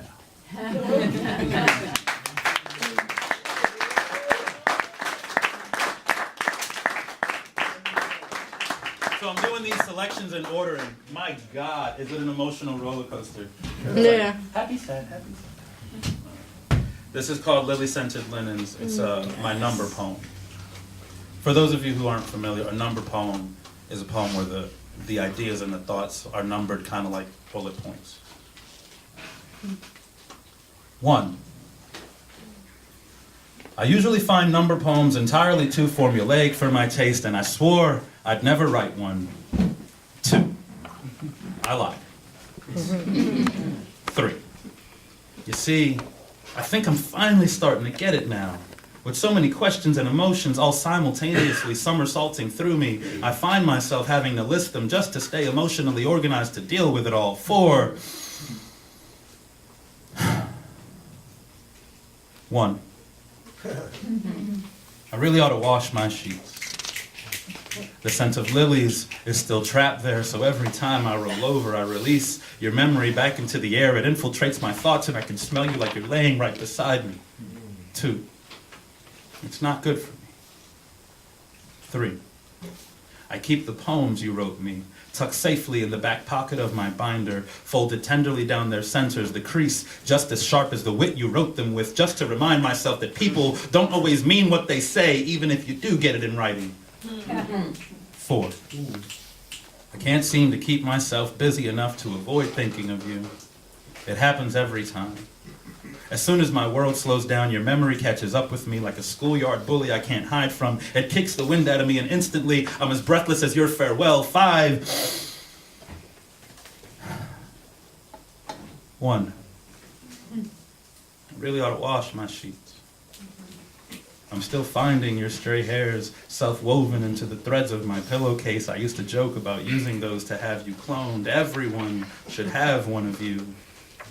If only that were possible. 2. I wonder if you miss me. 3. You'd reach out to me if you missed me. Instead, I'm out here on your shell-scattered shore with a metal detector searching for your plastic reasons. 4. I'm a fucking idiot to think you'd miss me, especially after the way you left. Of course, you don't fucking miss me. 5. I miss you. 6. 1. I really ought to wash my sheets. I can't seem to bring myself to. I've heard the sense of smell is the one most readily associated with memory, so I'm afraid that if I do, I'll wash you away completely, and I'm just not ready to do that yet. 2, I still love you. 3, I know it isn't mutual. 4, you have no idea how bad you hurt me. You didn't even turn your head to see where the screams were coming from. Maybe you couldn't hear my heart breaking over the sound of your own, or maybe you turned a deaf ear on second thought. 5, you know exactly how bad you hurt me. I completely opened up to you. You knew my stories. You helped me write a poem about it. Christina really did a number on me, so you broke out your abacus. Click, click, click, your callous calculus. Who knew you could be so competitive? Broke me down to a fraction smaller than she could. Now none of this adds up. 6. 1. With one hand, you ripped the still-beating heart from its ribcage and stabbed it with the very pen you used to write me poems. 2.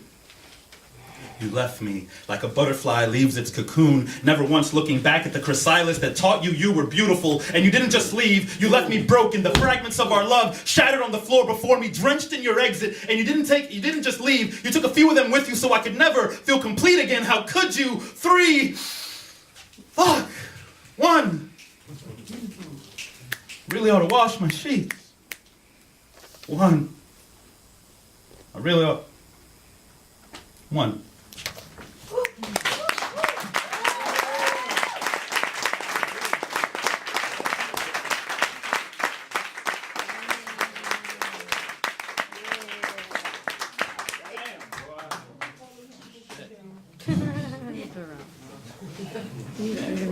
He's awkward.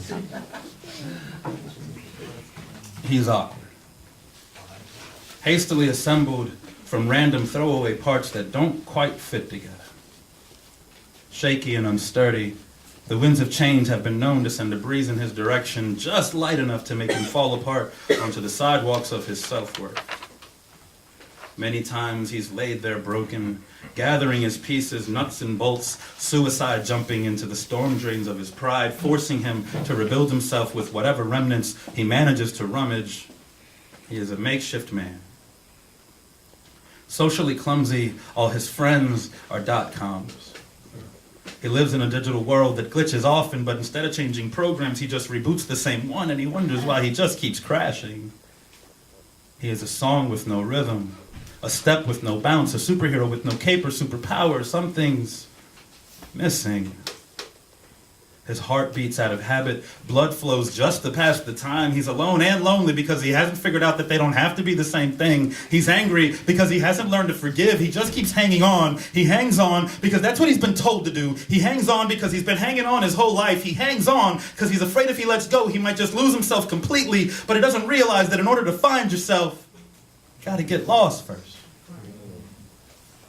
Still, it's impossible to get lost within the confines of your comforts, so he's fighting, and he's desperate. The windows of his soul are painted over, the doors are nailed shut, and tonight he's in the bathroom shaving his head just so he doesn't pull his hair out, wondering if he'll even bother putting himself back together again this time. And all I want to do is smash that mirror in front of him so I can force him to see more than just one reflection of himself. I want to grab him by the shoulders and shake the life back into him. I want to tell him that he is not haphazard, that he was carefully designed with the ability to rebuild himself over and over and over, every time stronger than the last. You may be flawed, but you are not broken, George. Stop acting like you're broken. Take off that stupid mask. Stop using it to hold your face up. You have reason. You have purpose, George. You were not an accident. You were never an accident. Stop making excuses. Mop up your self-pity with your pride. You have a voice, George. Use it for something more than an apology. Stop talking. Say something. Stop talking. Say something. Stop talking. Say something. Stop being so afraid of everything and take a chance. Failure isn't always a bad thing. Dare to step outside the walls of your lonely apartment for once in your life. For crying out loud, make at least one of your dreams come true. You're scared. That's okay. It doesn't make you a coward, but just because you're alive does not mean you're living. Many breaths get taken by dead men, dear George.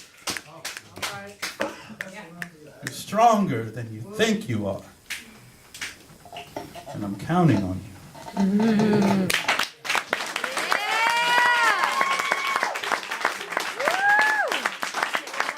All the heavy shit.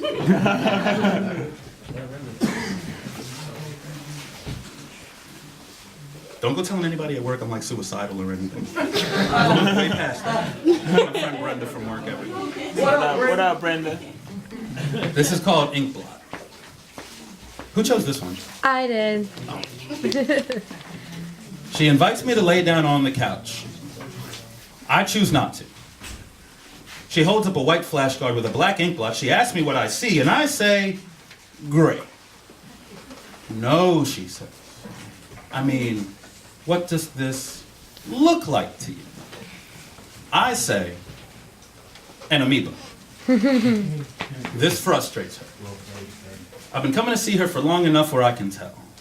She huffs a bit through her nose, turns her head as though she's just about to shake it in dismay, but catches herself. I can see the word smartass hanging from the tip of her tongue like a suicide jumper that had a change of heart. Something inside her mouth grabs it and sucks it back in like a spaghetti noodle. She makes a face like it tastes bad.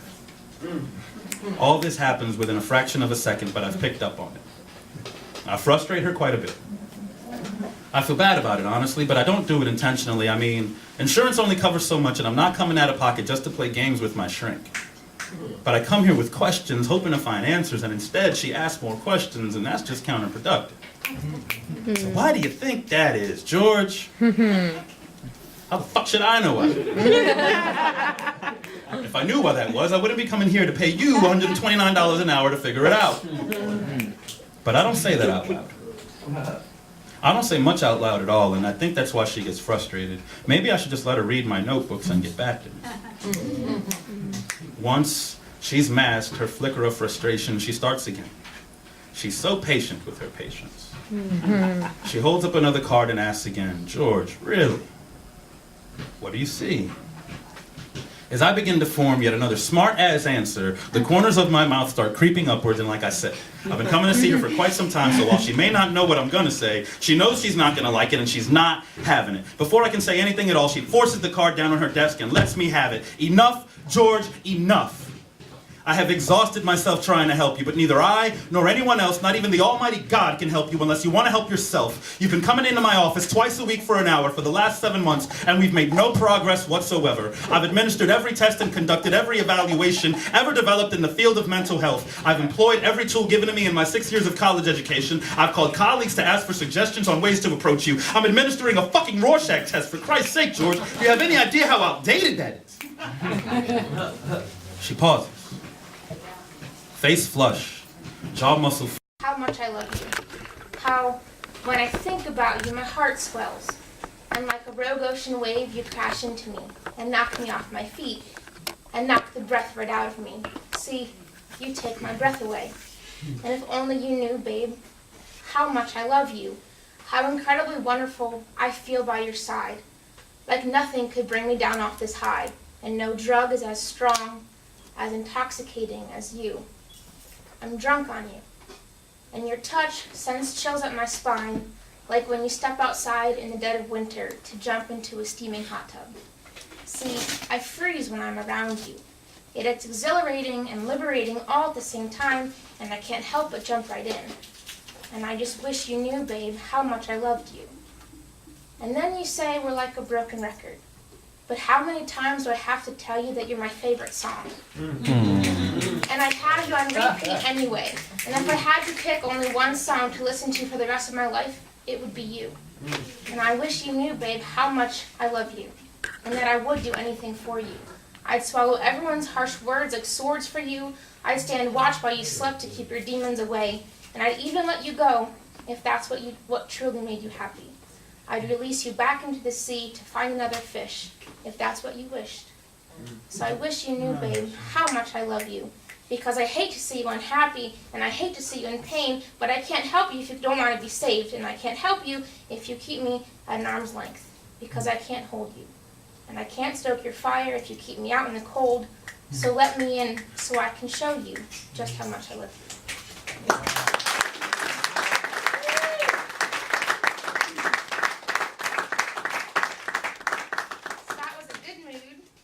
This one's bad mood for the same issue. I may need to take the garbage out because the stench is starting to overwhelm me. The smell of lies, like rancid meat, the nasty comments, like curdled milk. It makes me cringe. And that overall smell of bullshit really gets to me.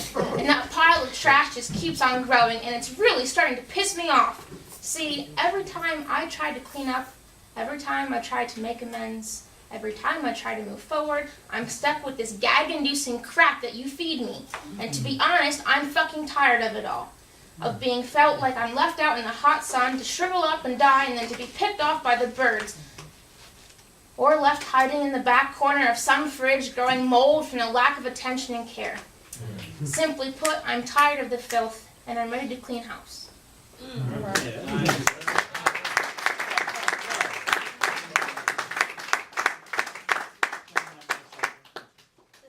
My 30 that I only got to like 15, but I still have like 3 days left of it. So I can feel him watching me. His eyes scan up and down my body as I sleep. His stare starts burning into me, and I can feel my skin start to cook under his laser beam vision.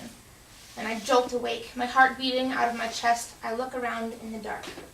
I stare at that spot I knew hides him from view, but the shadowy corner holds only my basket of laundry. It was just a dream. But even awake, I can feel those eyes, his eyes, watching me. And I lay back down and close my eyes, and I tell myself if I don't look, he can't be there. But I can still feel him. And this time, I know I'll catch him. I leap out of bed and run to my closet. Nothing. I stand in the dark room, my baggy t-shirt hanging off my shoulder. Pacing back and forth, I tell myself, again, it was just a dream. That the villain in my nightmares can't hurt me, but there's a problem with that logic. Because my villain is real, he's a living, breathing thing, and he's hurt me before, and if he was given half the chance, I know he'd do it again. So I tell myself I'm okay, that I'm safe in my own home, and there's no way he'd come up here all the way from Pensacola just to find me. So I climb back in bed and close my eyes and try to ignore that burning again. I try to ignore that feeling that I'm being watched. And like a child, I throw my blankets over my head and I refuse to look into the dark corner that holds my laundry and my villain.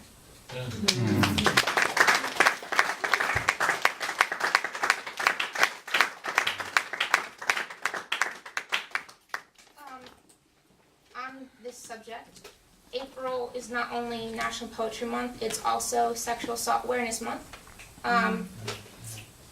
If you can, USA, like the channel, is actually doing a thing this month also. It's like what you won't stand for kind of thing. And it's nice to see that going mainstream, that people aren't standing, that they won't tolerate sexual assault anymore. This one's called I Didn't Know Jack. That boy was dreamy. With his dark brown hair and his baby blues, I was mesmerized. And his slightly crooked smile and six-pack abs were oh so inviting. And he was my biggest crush and my best friend. Oh, and he had a car.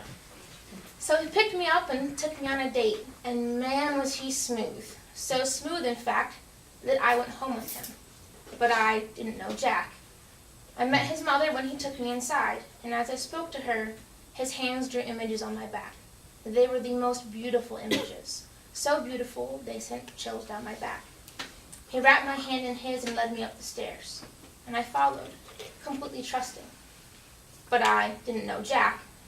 He turned on a movie, and I was so transfixed by him that I can't remember what movie it was. He leaned in to kiss me, and I met him halfway. His lips were soft, his kiss intoxicating. My heart skipped a beat, and he left me flushed as he pulled away. He lifted my hair up off my neck and kissed me ever so gently. But I didn't know Jack. His hands caressed my body as he lifted up my shirt, and the cool air against my skin made me shiver. He pushed me onto the bed and climbed on top of me. He put his hands on my thighs and squeezed, and I squirmed under him and looked up at those blue eyes. He unbuttoned my jeans and I blushed, and I asked him to wait. How embarrassing, right? I told him I wasn't ready. He told me everything would be okay, but I didn't know Jack. He pulled off my jeans, and I tried to sit up, and he pushed me to the bed again. He pulled off his shirt, and I stared at those muscles, those so sexy, strong, forcible muscles. He kissed me again, but this time it wasn't the same. He pushed his body up against mine, his warm, smooth skin against mine, his weight heavy. He unzipped his jeans. I pushed against him. Stop, I asked. He pulled my hair and bit my neck, and I looked back into those eyes, only this time they were like ice. And I didn't know Jack. I pushed harder against him, and I said no, and his crooked smile turned to an evil grin. He said I should just enjoy it. And I grabbed at him as he ripped apart my legs, and I begged him to stop. He chuckled, and he said he enjoyed a good fight. I clawed at his back. I screamed. I tried to get away, but those strong, sexy muscles pinned me down, and I guess then I knew Jack. I hoped his mother would hear, and I hoped he would stop, and every time I tried to fight, it just hurt more, and so I stopped. My mind wandered and then went blank. I looked at the wall as he had his way, and when he finished, he got up, he cleaned up, and he kissed me. And I knew Jack. When I told him I had to leave, I told him I had to go. He threw on his pants and walked me out, And as I followed him down the stairs, I saw he was bleeding. I had fought so hard, I sliced open his back, and on the way out the door, his mother said, "Nice scratches, Jack." So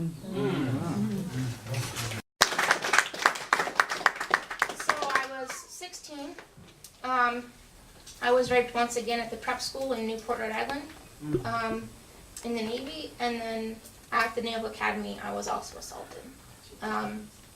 And I was diagnosed with PTSD last year, and this is about the questionnaires the Navy gives you, and it's called questionnaire.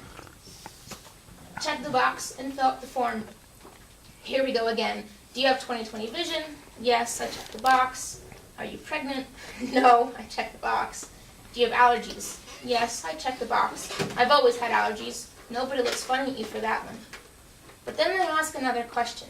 And it's always that same question. And I'm sitting there staring at this question, and it's staring right back at me. I skip over it, and I felt the rest of the form. But the entire time that question is burning holes through me. And I look up at everyone else.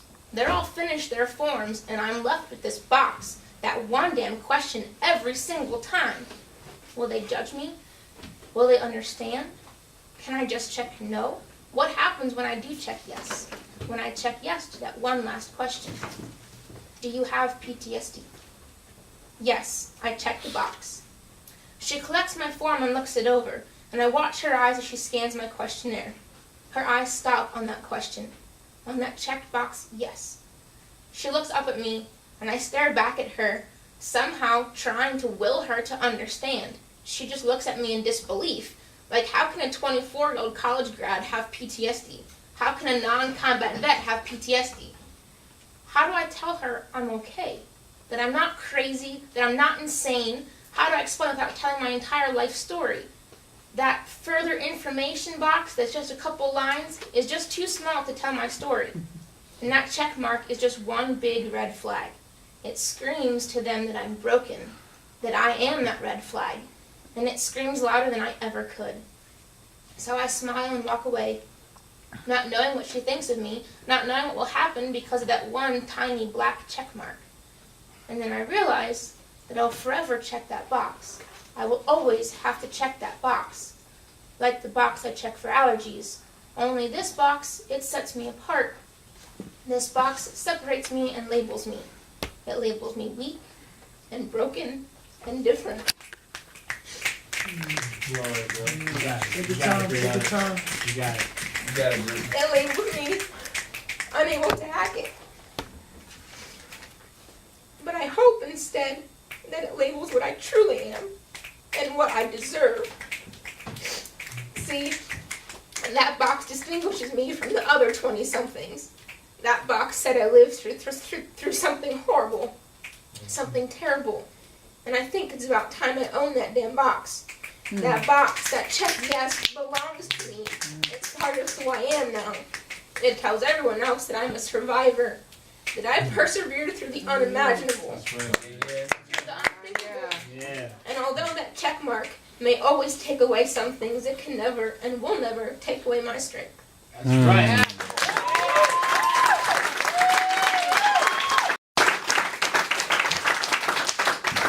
One more time for Brittany Love, everyone.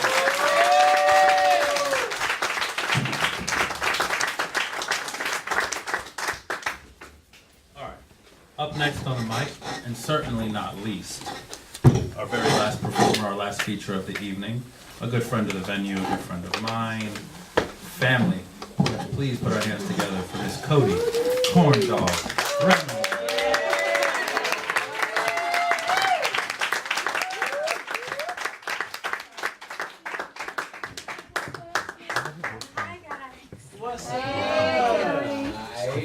So I'm gonna do 3 old ones and then 2 new ones. Yeah. And my dad's here, so this should be extra exciting. Alright.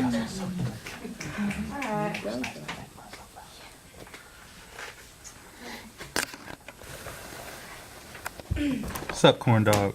I missed you guys. Missed you back, Mama.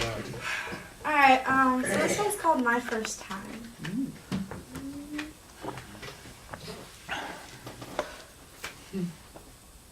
Sometimes. In the bedroom. Or on the kitchen counter, in the shower, and in our bed. I'd prefer it when you sweet talk. Sometimes. And other times I prefer you to be crude, cruel, cold, and calculated, telling me how far to spread my legs, how low to bend over, how fast to move, demanding I call you sir. But today, I'll tell you what I want you to do, and what I like best. You can start with your lips. I don't want sweet, barely there kisses. I want kisses that... Ooh, I messed up. Hold on, let me go back. I'm sorry, guys. I don't want sweet, barely there kisses that make my eyelids flutter. I want kisses that leave blazing trails of fire on every surface of my body. I want kisses that blind me, that make my toes curl and my eyes greet the back of my head. I want kisses that leave me bruised and breathless, shivering while on fire, primed and waiting for you to penetrate me. I want you to leisurely travel down my body. Use your tongue to part me, breathe gently, blow softly. Suck my clit until I scream your name. Slide one finger inside me. Move slowly, motion for me to come towards you. Place your hand between my hips and hold me down. Demand I yell your name. My moans entice you. Punish me some more. You give me two more fingers moving like the worlds are about to collide. I'm hovering on the edge and you leave me hanging. I can't hear beyond the sounds of my breath. The train wreck waiting to happen. As soon as I beg you to come back, you are ramming into me. Moving like you can't get close enough. You are a locomotive and I'm just the girl on the tracks, so run me over. I can feel each thrust against the walls of my cervix. Pleased beyond words as he isn't holding back, I explode unexpectedly. The orgasm rolling through me spirals from my center, and as my walls spasm around your shaft, you detonate. You're come warming me from the inside out. As you pull out, I drop my hand and swirl your seed from my core to my lips. You're sweet. Way too good to share. Damn, Andy.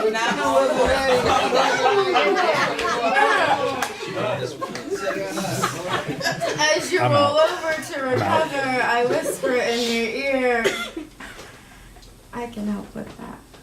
So I climb on top, roll my hips, feel you jerk and come to life before me. Baby, I'll take it from here.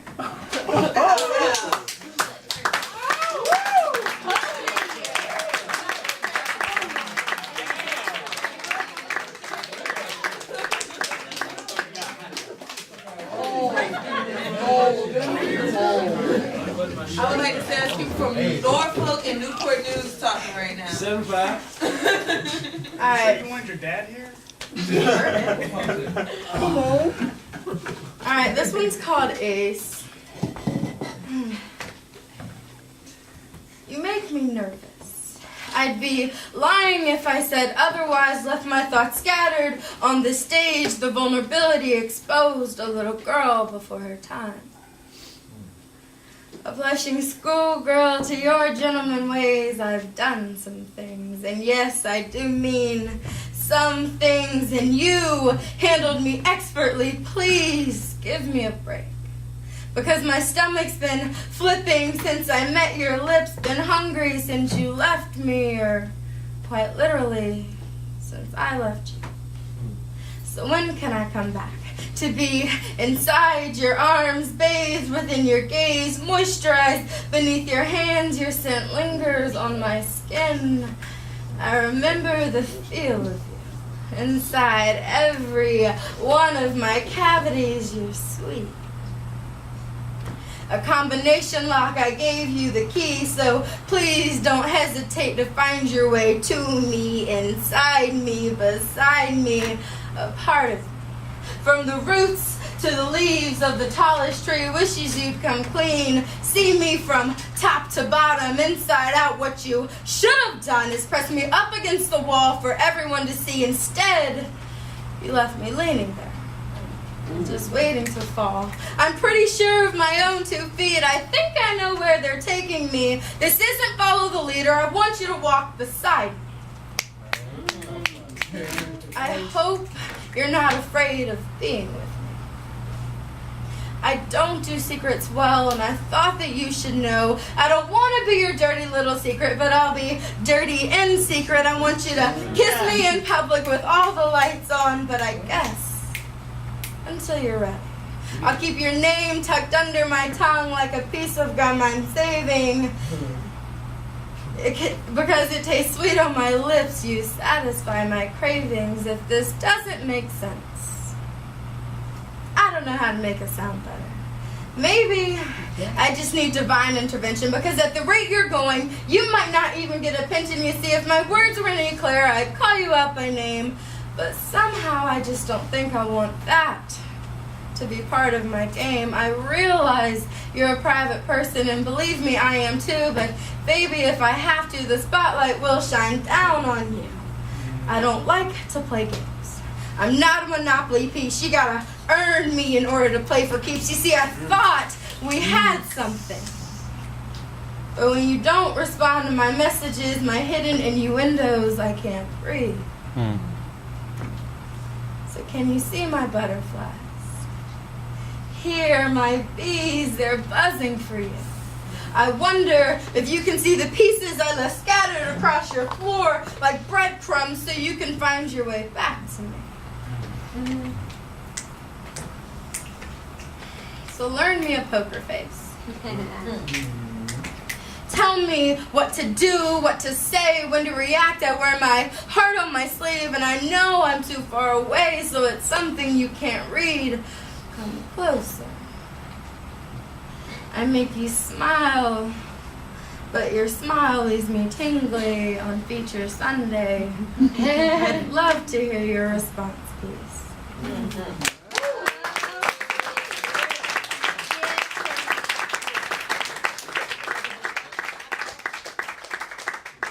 This one's called Headspace. These all kind of tell a story, and they go in order. Oh, you write that book? Oh, I do. Don't worry. You'll see. Alright, this one's called Headspace. Within my headspace, my yo-yo cranium, my arms are yours and your lips are mine. I think in circles, revealing skin-deep insecurities, layers of a cake, maybe an onion. Nada. My brain consists of a glue that looks something just like you. It runs marathons inside my skull, so here's what happens when I think of you. Every time I think of you, a dull ache begins. I can remember every sensation from you, powering into me, worshiping my skin, leaving visible love bites to the taste of your tongue. The gentleness behind the raw savagery of your kiss, I see the way you look at me. As if you're trying to look through me, silently asking questions as my hips acquiesce. You know what that means. Every time your name appears on my phone, my body flares with longing. I have the overwhelming desire to be curled on a couch watching cyclic movies, discussing adventure time, and letting you discover I'm ticklish. I love to straddle your knees, place my head on your chest, just listen to you breathe, swirl patterns on your skin, trace my name into your being. Watch your eyelids flutter, I should really be sleeping. I've read about watching people dream. It's incredibly relaxing, like watching the ocean meet the shore. Sunrise is your time of day, but sunset is mine. Let's fall asleep beneath the night sky, dream in picturesque lullabies, infiltrate each other's minds. In my mind, you taught me the ropes. gave me strength, told me to breathe. You're a zombie fighter. But if you ever became undead, I'd put a bullet through your head because that's what you asked me. In other words, I'd respect the memory of the living. When I think of you, I forget what I'm doing, where I'm going, who I'm with, zoning out at inconvenient times like while driving, sitting in class, at work, washing dishes, lying in bed, so essentially whenever I'm awake. You even poison my dreams. On the surface, every time I step into the shower, my heart swells with intangible fear because at each sweep of the suds, I lose your touch. Your scent, everything I tend to hold dear, you smell like man. And it's a mix of blood, sweat, and tears, sorrow, joy, heartache, life, a mix of body wash, cologne, a sheen of sweat you moved against me. Your lips at my neck, you blaze fires across my being, so you see, when I strip to greet the warm spray of water, you leave me. Inside my headspace, I don't tend to do things for me, so you're my first indulgence. My first sweet tooth, the first to satisfy my cravings. You make me feel special, and I have no intention of letting you leave.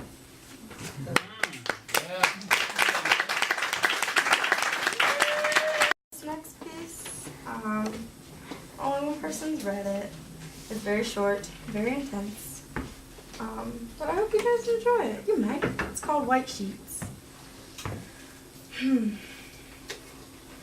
I could wax poetic about how your seed fills my spirit, lets my soul soar, and breathes life into my being. But really, I just love it when you come inside me. I love it when you're behind me, in front of me, beneath me. Damn, I just love you inside me.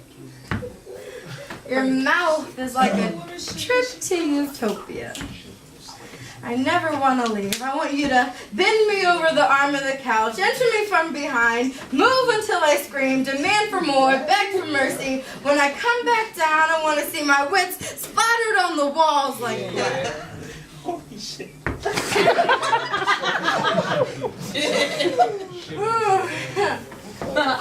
I want my knees to buckle from pleasure overload. I want to lick you clean and then a little more. I want you to come so hard I struggle to swallow every drop of the load you've given me. I want you to drop your head between my hips. Guide your tongue across my pelvis between my lips. Create a cross. Lay me bare. Find awe in my wet. Oh Lord.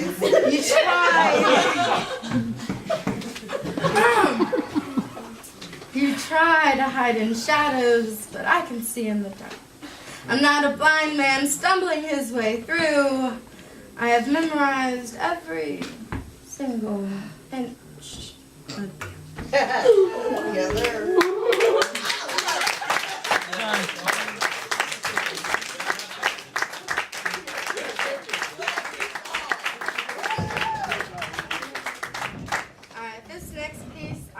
just finished it. It's kind of an intense piece, hence the stool. I normally don't sit. It's called I'm a Sap.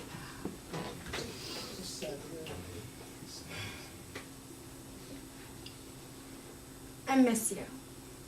Not like you're gone and never coming back, more like you went on a trip and left me behind. And here I am. Locked in a prison, curfew, 10 p.m., shark between work, school, and chores that leaves 2 hours if I'm lucky, subtract 1 hour for driving. That's no time at all. I really miss being in your arms. Watching your scent envelop me, your essence calm me, your lips tell me it's okay as your body loves me. I held your sweatshirt. No, that's not good enough. I squeezed your hoodie like it was my lifeline, held it to my chest to comfort me, cuddled it in my sleep, kept it tucked under my chin, kept it tucked under my nose so I could feel like you were sleeping with me. I know. It's a bit sappy. A little mushy like peas, but it's the truth. I think the separation is killing me. You let me hold Reuben while I sleep. You let me take him home so he can keep me company. You give me joint custody. But even Reuben Samuel can't get rid of this feeling. I miss you. And it's soul deep. If I knew how to count tears, there would be a running tally under the one shed for you. Mm. I get you once a week. Maybe. If I'm lucky. And when we're apart, all I do is wax poetic about the little things. I miss you. Oh. When you try to hide in shadows, I can see in the dark. I miss the simple things, like kicking my shoes off, crawling over you and curling into your side. I miss the simple things, like watching you lock the door, even though you know I won't climb the stairs first. I miss the simple things, like running my fingertips across your chest, while your arms curl around me, your hands seeking skin, a simple reassurance of my being. Mm. I miss the simple things. Like, what do you want to watch? It doesn't matter, you pick something. I miss the simple things. Walking in circles, something more like a square, pointing out obscure shapes in nighttime clouds. I miss